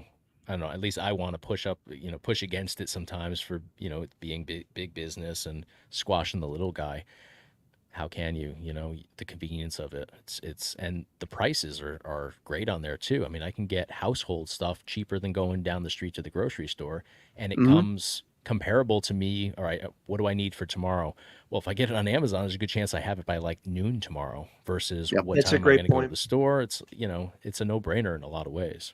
And even if you're not necessarily getting it cheaper, that convenience may still be worth it to you to pay a little bit more in some cases. Premium price, yeah, absolutely. I mean, I'm yeah. okay with it sometimes, especially like during COVID when everybody was Oh, like, yeah. we were getting our Everybody groceries. went through underground. Amazon. Yeah. It was pretty wild, and it definitely I think cost more in the long run, but it was like I was willing to do that because we kind of got used to it. It was like I need, I'd like some watermelon or something. Let's just have Amazon bring it tomorrow morning or whatever. Yeah, It's yeah, wild. I We live in the still- future.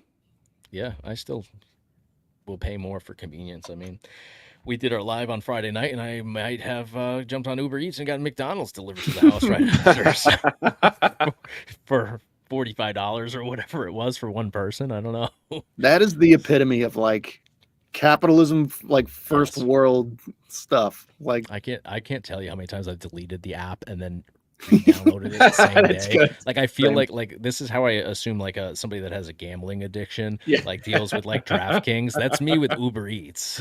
yeah, Yeah. BetMGM deleted 8 times, re-download it. Yeah. There you go. I feel you. Yeah. So, all right, guys. Well, I appreciate your time so much today, Johnny. I'll let you go. I was just going to dive into the chat a little bit here as we wrap things up. But thank you so much Okay. for joining us today. And I want to just tell everybody, please reach out and check out Johnny's page. He's got some amazing videos over there, and you're going to be doing a lot more too, I'm sure. So, Oh yeah, Thank yeah. you so much. I got a controller review coming up on Sunday where I'm excellent. basically looking at different aftermarket TurboGrafx and PC Engine controllers that Okay. aren't the original ones that are hyper expensive, hyper inflated. So I got that coming up on this Awesome. coming Sunday, and I got a bunch of other stuff planned. So yeah, check it out. And if, by the way, I've really emphasized and really enjoyed my kind of slow and steady growth. I'm not, if I don't really tell people to subscribe necessarily, but I do say go check it out. And if it's Yeah. something that you like, then subscribe. Then And if subscribe. it's not, that makes that's sense. totally Yeah. like cool. that. Because Very good point. I want people to, if you're going to be there, to be engaged, and that's kind of my thing. Right. I'm not Right. super worried about my subscriber count or anything. So, Sure. but Well, yeah, feel free to them check it for out. sure. Yeah. And thanks for having me on, guys. Yeah, no, it was a blast. you, You John. never it's funny, you never know how, especially we've never met before, 2 minutes before we hit the live button here tonight. And it's so cool to talk to people in the community that you have things in common with, and the conversation can, go through so many different topics as it did tonight. So thank you so much. Oh, yeah. It was a pleasure to chat with you, and we'll do it And again. I like sometime. that we all like roughly the same bands. That's pretty cool. Yeah, it doesn't always work out that way. So I definitely Yeah. like that. It's a nice Thank you, vibe, so- Johnny. Subscribe to this guy's channel. Cool Yeah. dude. Thanks for having me on. And All right. anytime you guys feel free to reach yeah, out to I've me got your anytime. contact info, so I will reach out. Thank you so much, though. Yeah, man. All right. Take it easy. You too. Cool All guy. right. Awesome. I like him. Yeah. Love it. Love it. So, all right, guys. I wanted to jump into the chat a little bit here because, as you guys know, as we're going through this, sometimes it can be a challenge to dive into all that. So if you guys have any questions that you may have asked earlier that we missed, feel free to hit us up here. We're going to try, we talked about this earlier today too. We want to try to, kind of do this at the end of our lives where we spend a little bit of time just with you guys and can answer questions and all that good stuff. Jeff Bezos made a fortune during COVID. He made a fortune in general, but yes, he sure did.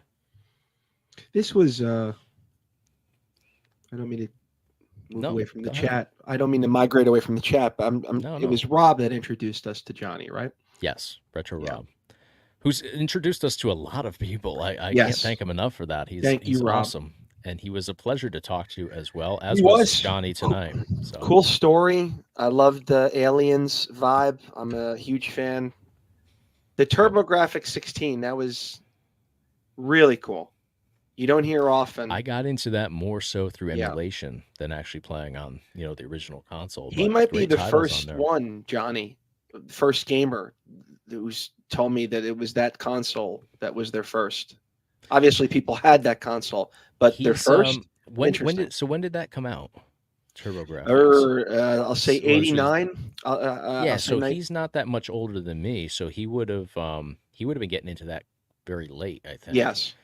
Um, Well, he so said he's- that too, Chase. He said his father probably picked it up in a bargain bin. Oh, okay, there you go. Yep, yeah. that's right. He did say that. Yeah, so that makes sense then. He's doing what I'm doing with the 360 right now. He's getting into stuff way later. I love that you're doing that, by the way. Yeah, I it's fun, and I'm enjoying it with Jax, my stepson as well. He's we were just playing Rainbow Six. We switched to Rainbow Six. I think it's Rainbow Six Vegas 2. We were playing the original one, and we were like, the graphics are so different. I'm like, oh, it's probably like maybe the first one was at the beginning of 360, and then the sequel was years later, and it was only I think he said 2 years. He looked it up while we were in the car last night, and yeah, it's crazy with that console. There's such a difference in those titles in a short period of time. It's just really I don't know, ahead of its time, I think, in a lot of ways.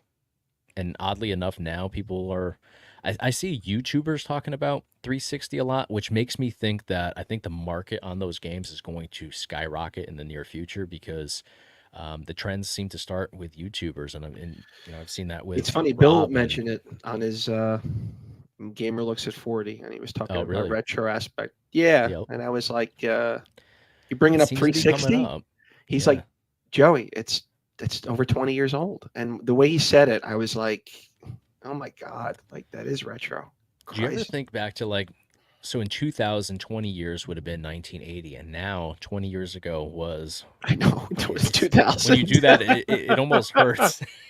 It does hurt. It's 2004. Like I could remember almost every aspect of 2004 vividly, and it's just crazy to Yeah. look back on stuff like It's that. wild to think that we're approaching, not soon, but soon enough, March, that we're approaching the 5-year mark of COVID. My neighbor brought that up. And that Yeah, in many ways it feels like yesterday, and in many ways it feels like it was. You know a what, decade Case? That's a ago. really great way to put it. In a lot of ways, it feels like yesterday, and in other ways, it feels like a lifetime ago. That's a really good way to put it.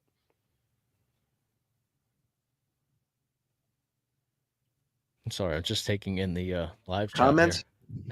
here. What's going on? Oh, I got you. It's insanely. All right. Just taking it all in, guys. Just taking it all in. Sorry. Sometimes you fall down the rabbit hole with this Hey, we stuff. got a lot of new names I've noticed. Yeah, for sure. I'm liking Yeah. it. It's not the same. I mean, we always have our core people here. Yeah. Broke Daddy Gamer, Welcome to Bill, new neighbor. Yeah. Yeah, Biggie, of course. Yeah, J Rod, I know was here before. Gen Master, of course. But yeah, welcome to the new people here. So yeah, we're just trying to I guess kind of figure out a good structure to kind of keep moving forward, and we're going to have guests on for maybe shorter periods of time, although it was a blast talking to John. was. So we The thing is, if it goes longer naturally, that's a testament to the guest. And this one was. Johnny was he was funny, he was engaging. Again, check out his page, guys, his account rather. Cool guy. But yeah, I agree, Chase. Yeah, it was a blast. Let me see. Yeah, I mean, I wasn't around in 1970, and I still think that way when people say that. And my dad's like that too. Like he said something the other day. It was like 8 years ago, and he was talking about something that was like clearly like 35 years ago.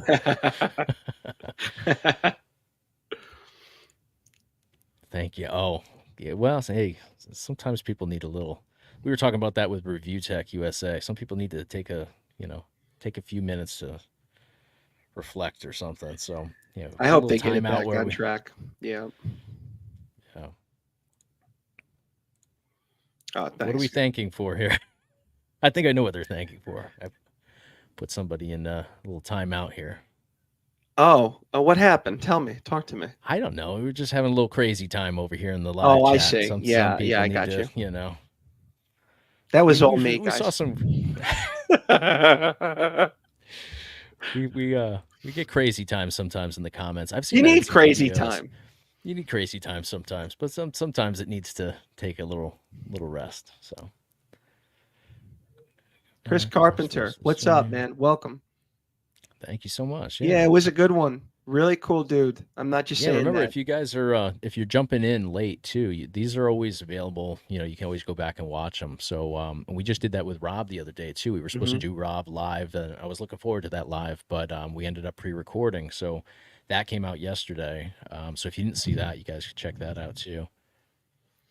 I don't know about you, but the Rob Van Dam interview, I'm still on a high from it, Chase. It was a good time Yeah.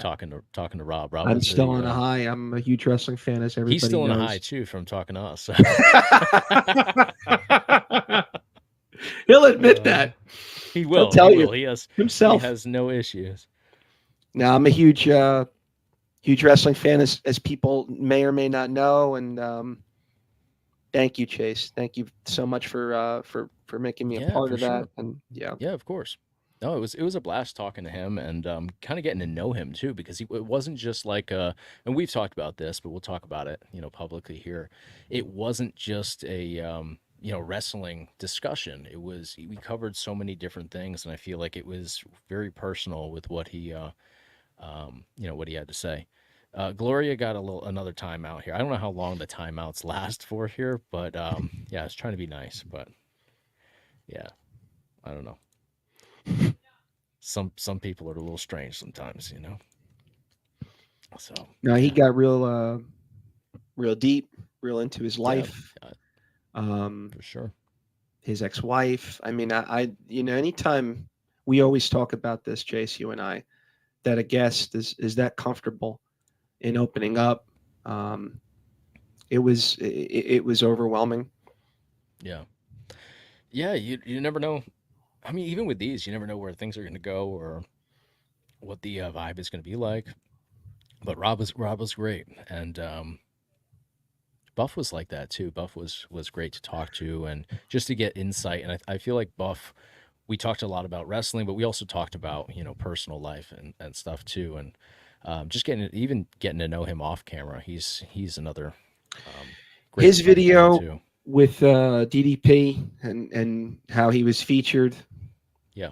And again, for the Riggs, he wasn't featured with Riggs, obviously, but he was featured to a Right. lesser degree. I never It was get like tired a of part one him. and part two sort of format there. I Okay. think. Yeah. I think, never yeah. get tired of talking to him. I never get tired of hearing him. As I am with most wrestlers, I'm just a sucker for their war stories, and I know you are too. But no, he was a treat. Yeah, absolutely. I agree. All right, so Gloria's officially banned here. We can just take her out of here altogether. Aw. She's banned. Aw. I hate to be that Everybody. guy, you know? Aw. Aw. I hate to be that guy. Can't you be? I'm on top of it. We took care So of it. that's why they were giving us their gratitude. Yeah. Thank you, Chase. Thank you, Joe. I see. I was late to it, so I didn't see. I was scrolling up to see I'm what we usually missed, late and to I the was party like, on "What things. in the fuck Yeah. is going on here?" So yeah, she's no problem, guys. Sorry. Yeah, I don't know. It's been a while since I've had a kook in here, but you never know. Gloria and her cucumber. Oh God, I didn't read the chat. So when I banned it, took all the comments away. So yeah, there'll probably be a blank Fine. spot up there. Yeah, Better it was off. something about a uterus and a cucumber and a pro. Yeah. I don't know. There was a lot. Gloria of and the strange... Cucumber. Doesn't Yeah, that so- sound like an old grunge band? Like Butthole There you go, could Surfers? be. Well, there you go. Yeah. it could Where you be. going tonight? Oh, we're gonna go see Bush. Oh, cool. Who's opening for them? Gloria and the Cucumber, I think. I don't know. You might have given a band their name right here. You inspired somebody. Do you remember Wayne's World? Shitty Beatles. The Shitty Beatles. Are they any good? They suck. Now I'm going to have to repent 10 times. Oh. Hey. And the so there's an comments are experience gone. over here. What a shame. I didn't know. get a I chance. would have left It's them. in the They were ether now. Yeah. I know. That's all right. I'm sure. I don't know if it bans from the channel. I hate to do that, and I feel like I'm part of like the sensitive culture of things. But it was just Glory was a guy. It's good. The Yeah, comments of I these are don't great. know. Hey, it all contributes to a good time here, I think, in some Oh, yeah. capacity. But yeah, we were talking about music earlier, and I just watched the Nickelback documentary on Netflix. Has anybody seen that? I thought it was outstanding. Have you seen this yet, Joe? I haven't seen it yet, and I don't care if I get trolled or flamed for this. I like Nickelback. Okay, Well, that's kind of what this is about. So it's in response to how one day everybody decided that Nickelback was lame, and it was like it's so ridiculous. It was a diss to be a Nickelback fan. Yet they've never stopped touring arenas. They've never downgraded to rock clubs like many bands from that era, or maybe a little before them, ended up doing for a number of years. So yeah, it was kind of in that light where it's talking about, Chad's talking about, dealing with the sudden hate towards Nickelback, and Creed people went kinda through turning that a on couple them. years ago, and Oh, I had got into them. Creed's headlining tours now. Well, they're popular now again. What happens is Yeah. it comes in waves, but Yeah, I was yeah. into them since '97, since my own prison. And then Creed's they got great. I always loved Creed. absurdly, I'm sorry? Always loved Creed. I was a huge fan as Yeah. a kid. Yeah. There's that video of Nickelback where, I mean, they're getting abused, basically, booed, the people are throwing ice at them, and they Yeah. finally get on the mic and they're like, what do you want to do? Do you want to just, Yeah. do you want to hear music, or do you just want to be jerks? Yeah, I don't understand it, because I'm going to check it out, Chase. I'm going to check out yeah, that. I don't even have to ask if you like Nickelback. I just know, because we're always on We're the same simpatico, way. right. Yeah.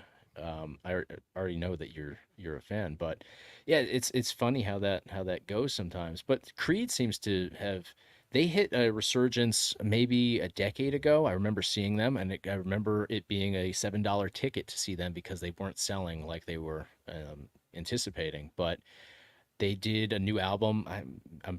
It's probably more like 15 years ago now that I think about it. Gloria, how the hell are you back here? I thought we She's we, back? Yeah, she comes in waves too, so she's been okay. Apparently so. If you behave, we'll let you hang for a Please little bit. behave, Gloria. This is a wholesome show. We'll see. No, they were. I have a feeling like that just that type of that genre, not genre. There were many different genres. It wasn't just rock. It was Papa Roach and Kid Rock. Yeah. But those rock bands, the point I'm making, the early 2000s. Scott Stapp for Broke Daddy Gamer. What's that? Who actually, he asked who the front man of who the front man of Creed was, Scott Stapp, who actually a year and a half ago was playing an oyster festival here about 20 minutes from my house, and now he's got a top selling tour coming in. So it's crazy how quickly it can change like that. No, I'm gonna watch that doc. I enjoyed them for whatever reason. I don't know. People turned on those bands. Linkin Park, Puddle of Mud. There were a lot of good bands. There were a lot of, obviously the early 2000s isn't my cup of tea, but there was still, some good rock bands. Yeah.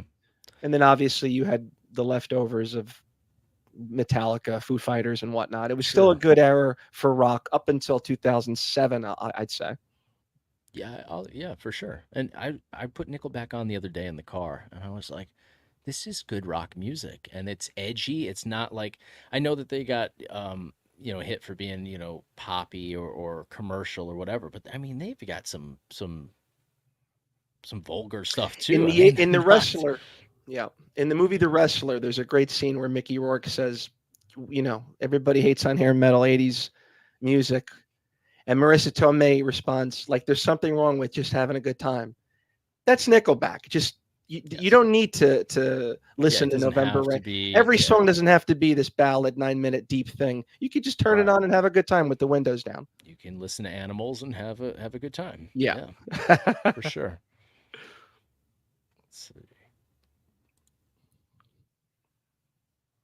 Yeah, another one I missed, Jim. I had one opportunity, not two. I had one opportunity to see Cash, and I blew Never it. saw Johnny Cash. You saw him, Chase? Yeah, I never saw Johnny Oh. Cash. All right, Gloria, goodbye for now. Okay. Yeah, Rage Against the Machine. Love Rage Against the Machine. It's funny. We talked about how like Creed. Like I think of bands like Limp Bizkit, Creed, Puddle of Mud. Like you said, they Korn. hit a point. Yeah, they hit a point where they weren't cool anymore. I don't think we've seen that with bands after that. Of course, Yeah. I don't know if maybe that's because rock music kind of dried up at that point in time. I mean, what are bands beyond that era? I mean, Fall Out Boy and There were so stuff like many. that. What I think it was is just there was just so many different subgenres. We talk about Papa Roach and that type of stylistic rock. How that's so different than pop rock, like you said, or They've new metal. navigated it though. I feel like Papa Yeah. Roach weave their way in and out of whatever the trend, enough of it to find and shine down too. They never fell off. Rap rock rather. Rap rock, yeah. Then you've got like Red Hot Chili Peppers, which is something totally different. Blink-182. There was a lot Started of with some rap rock, early on too. Yeah. So I think that was just like, you know what? I think people just perceived it as I don't know which direction to go, because that was also the advent of the internet. So people were discovering things on their own. You no longer had terrestrial radio holding your hand saying, "Here, listen to this. We have a contract Very with this true. band. We have to play them 3 times an hour." So, people, I think they were discovering their own type of music, which isn't necessarily bad, right? I do like the old. I'm an old school guy. I do like the old ways and the old era, but yeah, I think that there was a lot to contributed rather to that. Yeah. Yeah, it's just funny to see how things kind of go. Butt rock. Yeah, I think Chad's doing fine. I think Nickelback, as much hate as they got, I don't think they ever stopped selling records and selling tickets. So I don't think it really impacts their bottom line. Thank But, God. They're a good band. Avril's great, Batman. she's I saw her doing on- a listen, she's coming to I don't know if I don't think she came yet. But she's coming soon, and I feel like I have to like get my daughter to get into her or something, because I want to go. Like I'm a Avril Lavigne fan. I think it's great. Me too. I saw her Well, I'll live. just go with you then, because she's not. Yeah. Then I don't have to train her to. I went to Jingle Ball with my wife. This is another lifetime ago, and she wailed. She was great. She's great, and she's not. I feel like she's like her commercial success way back when didn't really uncover what she actually does. Like I feel Her like potential. That's a great point, yeah. Chase. Yeah, I feel like some bands, like if you just listen to their main hits, you get a different feel for what what their other tracks are like, what their library is like. So, and maybe that's the case with Nickelback. Maybe too many people heard Photograph and thought it's all like that, and it's not. Yeah, you become unfortunately casualty of your own poser success. Sounds good, Biggie. Take care. Thank you for riding the waves with us. With Thank you, what, Biggie. what was What it? Gloria and happened? the Like- Cucumber. Where I was enjoying Johnny, and we've got Gloria, the phallus. coming. You did this, Joe, because you texted me today and said crazy's okay, or you said something That's like right. that. So you put it into the universe today, and here we are. We found crazy. Take it and to the is fans. okay. You know, Chase had this idea of like wanting to put 8 or 16 people on at the same time. I think Chase had this idea, or I Joe think had he's this crazy idea? personally.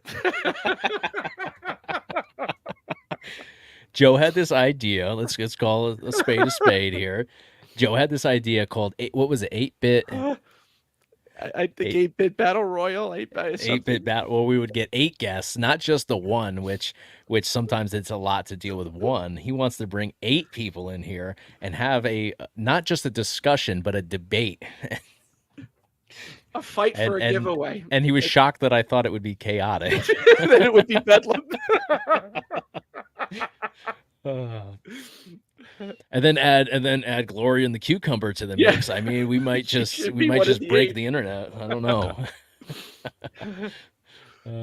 See, we need crazy. You're right. We do need some crazy. I don't know if we need 8 people plus the 2 of us crazy, but yeah, we can use some. I some like crazy there is here. an element of me that your guests haven't seen, where I like crazy. Sure.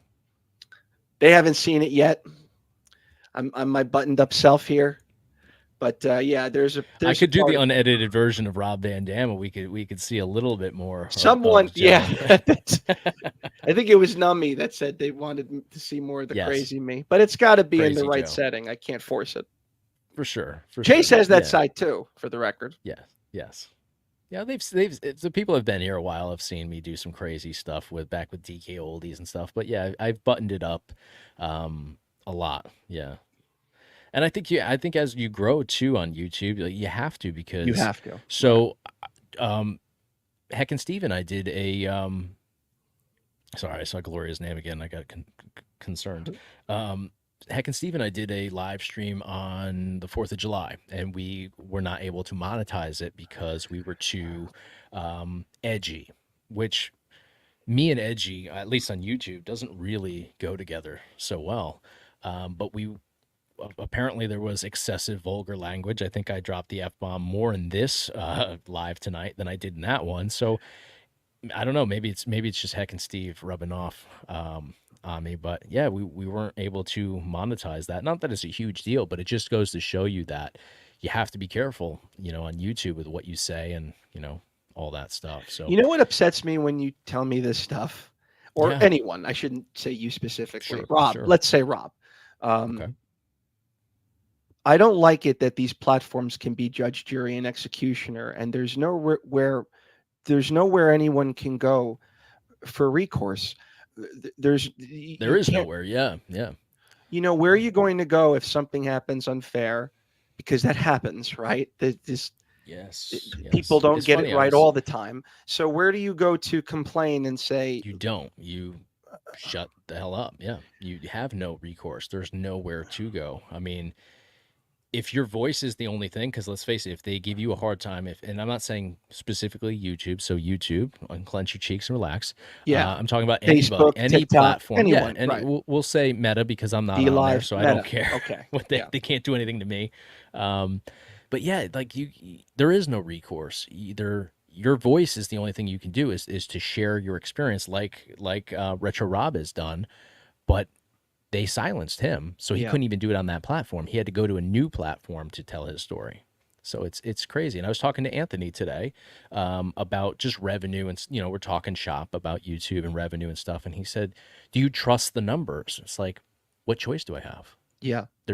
What am I going to do if I don't trust them? Running with the Devils, Anthony. Yeah. So he has long believed that these platforms, not just YouTube specific, but all of these platforms are making a lot more money off of the content creator than, they're delving into. Sure. But specifically though, to not have that recourse, like you said, and none of these platforms should be upset about this. You said unclench your cheeks. You're right. You're right to say that. But if any of these platforms are hearing this, they should want to do better. Okay. They should want to, they shouldn't get upset by hearing this. They should say, you know what? He's right. We want to do better. We want to make sure that if we do something in error, that we get it right. Right. I mean, your platform is all content creators, whether it's one person with one video or it's somebody like Mr. Beast with a massive library. I mean, your platform is, this business model where you're He's so good. You bring him up. My kids turn me on to him. He's impossible Mr. not to Beast. like. Yeah, he's He's awesome. such a friendly guy. He gives stuff away. His stuff is awesome. So And highly produced. we talk about, you and me, in text and our conversations outside of this, we talk about genuine human beings, and Yep. Jimmy is a genuine guy. Like I've not, he and I don't know each other, but I've been, in rooms with him, and he is every bit of what you see, on YouTube. He's a genuine person that's Super doing nice a guy. lot of Just good. Yeah. So yeah, it's good to see good things happen to good people like that. So while I don't absorb his content, that's just not my thing. I wish I had the free time to enjoy his content more, but I can appreciate and respect everything that he's very doing. rarely are you nice and wholesome and funny and Yeah, entertaining.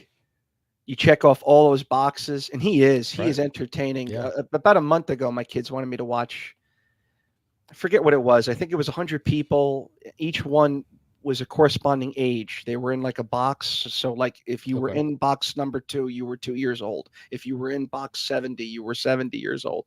And it Okay. was Yep. 40 minutes. And my oldest is pestering me, and I'm like, I don't want to sit here for 40 minutes. 40 minutes Yeah, that I'm never going to that's get my back. issue. Yeah. And then Yeah. 10 minutes in, it just flew. Like I'm halfway through. So he is entertaining. He is entertaining. He is. Yeah. And there's more to his stuff than meets the eye, I think. Like there's meaning behind his videos. Oh yeah. And I think a lot of people don't really realize that. For Jim here, yes, so we can take our content anywhere. Any content creator can go elsewhere, but I don't know, different platforms. I feel like the majority of people find that they are successful in one platform, yet they, have a reach at somewhat of a reach in other ones. So for me, like I don't see anywhere else where this content that I create would perform well. Like it's not going to work, in its entirety on X or Twitter. It's not going to work on Instagram. I know Rumble is an alternative, but not enough people are over there, absorbing that. When you I think, focus to make on it one work. craft, which you do, I think you get the best version of yourself. I know Yeah. other people, they're on TikTok and Facebook, and they've got shows and podcasts and whatnot. And God bless them. I don't judge them. But when you focus, I find, on one specific thing, and you do, Chase. I'm not just saying this because you're my friend. Yeah, I feel like you get the real best version of people. But having said that, we are on Twitter, aren't we? We're on We are X. on Twitter, So yes, yes, but I feel like it's toe in the water compared to YouTube, yes. of course. But Yeah. yeah, I mean, I think everything does go together nicely, and you have to do that to some extent. And for Michael here, will the channel turn into pranks and contests? We will be doing some contests, some giveaways for the 100K giveaway, which I think today 99,000, so another 1,000 to go, and we're going to do some massive giveaways here. So we'll have that, but pranks, I don't think so. I think perfect timing to talk about this after what you just said, Joe. I think dialing into the strengths and of what a channel does is key. And I think that I feel personally like in the last 2 weeks, I've really found my stride here, which is strange to say after 3.5 years. I'm a slow learner, but I think review content is always going to be the main thing over here. I've done a lot of things on the channel, but that seems to be where I'm personally most comfortable, what I enjoy most. So I think that's going to always be the main component to this. But I also love doing these lives, and so no idea. And I guess I could tease some stuff in some capacity. I think that there's going to be some other options elsewhere beyond just this channel. Not that I'll ever leave this. I'm never going anywhere from RGG, but there are some opportunities elsewhere that I'm going to be exploring, I think. So we'll factor that into the mix too. Rambo. I think that was one of my family members. I think they're trying to get me to quote the movie. I know verbatim, line by line, and Oh, I'm not going to do it. So maybe another time. Yeah, that it's very much what I enjoy doing here. I just like the gaming chat, product talk, reviews, pretty good. Yeah, I mean that's the a big part of it, and that's why I like doing this every week. You know, I don't think it's any secret to those that know YouTube that there's not much money in live streams and stuff like that. So it's never about that. Um, you know, but monetization obviously helps channels continue to grow. So, you know, if we can bring everything together and expand the channel forward into the future, I think that's huge. But The fans too. I want the fans to know how much Chase really cares about you guys, and he's always, not just the giveaways, he's always wanting you to be heard. He always tells me we got to focus on the chat more, you know, live chat, and focus on your comments. He yeah, really I think cares. He really cares. I try. We learn from each one of these too. So like every week we talk afterwards. All right, this is what I like. This is what I don't like. This is what, you know, we need to tweak to move this thing forward. And I think we're hitting that. So, and for Michael here, whether it's best content or not, videos with, yeah. So that's one of those things that, you know, I wrestled with that early on because it's controversial, and controversial stuff, it's high risk, high reward in a lot of ways. But yeah, when it's the fact of like, all right, a thumbnail for that, right? You're able to incorporate basically every game console that Joe likes, I like, and you guys like into one video, because a drive like that touches on everything. So if you're somebody that likes original Xbox only, it still has something for you. If you're somebody that likes Atari, like Joe, there's something there for you. So yeah, those videos do well, and I don't know that it's because people necessarily want to buy them, but it creates an experience just combing through, you know, the tour portion of those. So that's why I like doing those videos. Honestly, it's just to go down memory lane through all those titles. J Rod, sorry, back at work. Do what you got to do, bro. Never heard of Johnny. Will sub. Yeah, Johnny was awesome. I really enjoyed the Yeah. conversation You with him. see, now, like this comment here, just to bring awareness Yes, to for other RVD. channels. Yeah, Yes. we always talk about, you know, the analogy of sharing your Halloween candy, and there's enough competition in life. There shouldn't be here. Yes. Oh, no, I totally agree. Yeah, and RVD was awesome to talk to. It was great to get personal with him. We do get laughing some, and that's, you know what? I wasn't looking for a co-host when, you know, Joe and I have been talking now for a while, but I wasn't looking for a co-host here on the channel. I wasn't looking for somebody else to do review content with me. Everything just kind of came to be, and Joe and I connect on almost like we have everything in common. Like I talked before about, I reached out to him after I saw this Nickelback documentary, and I was like, I don't have to ask you if you like Nickelback, just watch this documentary, because I already know, you know, exactly what he's into. I know that he doesn't understand the hate that they've gotten, so I just know that we're on the same page. So things just kind of worked out, and how would I be here laughing with myself? Like I could laugh at why am I blanking on her name? Or Gloria and the Cucumber by Gloria and the myself, Cucumber. but it's not going to hit the same way without Joe here too. So I think that you know, having two people on these live streams is huge for everything. I just really enjoy doing them a lot more now. Chase as is well. just saying that he was forced into me. This is community service for those that don't know. We have different backgrounds here. They know that I'm not being strong armed into this. So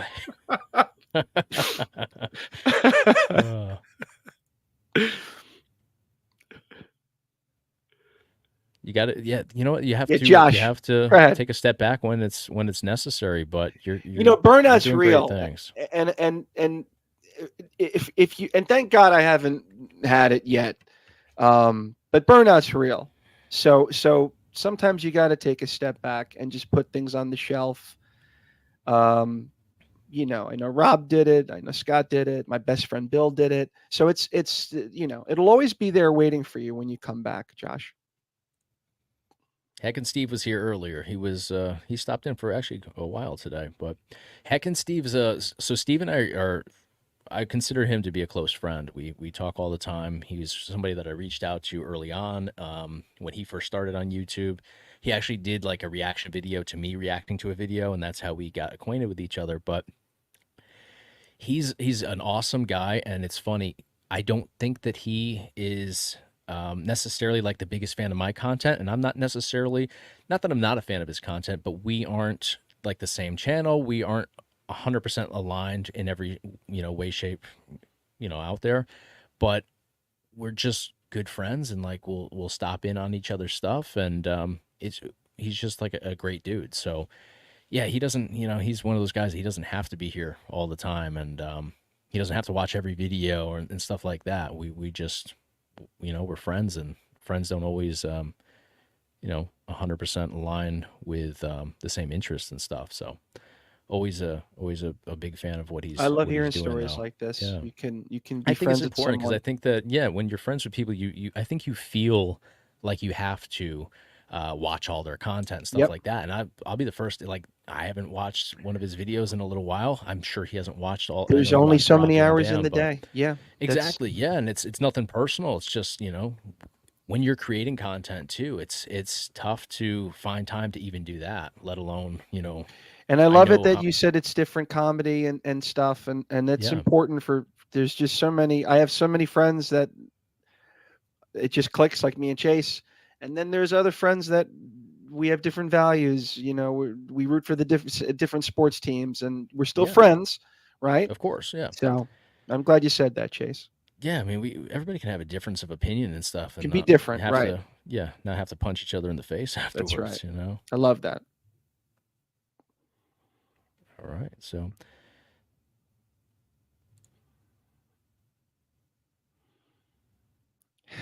I don't know what that means, but maybe I don't know. I don't know what any of that. I don't is. know who Penguin Z0 is. I know Sniper Wolf is. Sniper but- Wolf, I know. So I'm guessing that this guy is cut from the same ilk as these. Yeah, I don't know, but Who's Penguin I Z0? don't know. I'll have to look it up later. Chat, elaborate. I'm not very cool anymore. Nor am so I. you'll Nor have am to- I. I'm younger, but it doesn't mean much. So I try to support everyone in it. Yeah, it's a great community too, and it's like we've been blessed to start discover. Like, I didn't know who Johnny Graphics was Yeah. 2 weeks ago, but Thanks now I again, do. Rob. I'm sorry to cut you off, Jason. Yeah, no, absolutely. And Rob has been awesome. No way you don't know Charlie. Was Charlie in that comment? Yeah, I don't know. I don't know where we're going with that one. But all right, guys. Well, I don't want to take up your entire evening. We went way longer than I thought we would tonight. But thank you guys so much for joining tonight. It was a blast. I loved every aspect of conversation tonight. It was very fun, and I'll be reaching out to Johnny Graphics to thank him as well, because that was awesome. So there's a link in the description. You guys can check out his channel. I know he said he doesn't want you to subscribe, but throw him a subscribe. He's a great channel. If you like this one, you'll like that one. He does some really great stuff, and I love the voiceover, almost documentary feel to what he's doing over there. So if you like retro gaming, it's a no-brainer. Check him out. Last day Steam sale. Or aliens. Pickups. If you're an aliens fan. You know what? I've heard that. I haven't checked out Steam, but there's a few titles I want to take a look at, so I'll have to check that out. All right, guys. Well, thank you so much. We will see you next week. And actually, you know what? For the few of you that are still left here, we have a giveaway that is going to be happening. We're going to do a 100K giveaway, but we have one scheduled, actually, and I got to pull up the date just to make sure that I don't give you guys the wrong date here, because I'm clearly organized today. But on the 30th of July, we're going to be doing a giveaway for the X Pro 2 with the gentleman that created that product. Actually, I think he's going to be doing a couple giveaways, so that's going to be pretty cool. I know we did one in the past with him. He's very a big fan of what we're doing over here, so he was gracious enough to extend free product out to you guys here. So we'll do some giveaways there. He'll probably join us for at least a portion of that, and again, that's July 30th. Should hopefully hit 100,000 sometime this month. I have big plans for that as well, so I'll probably hint at that in the coming week. So, you giving away I'm not giving away $100,000, no, but we'll try to. The goal was to do over 2,000, and I think I've got more than that ready to go. So it'll be a big one for sure. So Yeah, you're under 1,000 away, Chase. little by little, we'll creep up there, I guess. So yeah, anybody that hasn't subscribed, hit subscribe. If you know anybody that wants to subscribe, send the channel over that way. But thank you guys so much. Have a great night. We'll Thanks, see you guys. next Tuesday. I think next Tuesday we're riding solo as of right now. So yeah, Yeah, we'll see what just happens. you and me, partner. Sounds good, man. I'll see you then. Take care, guys.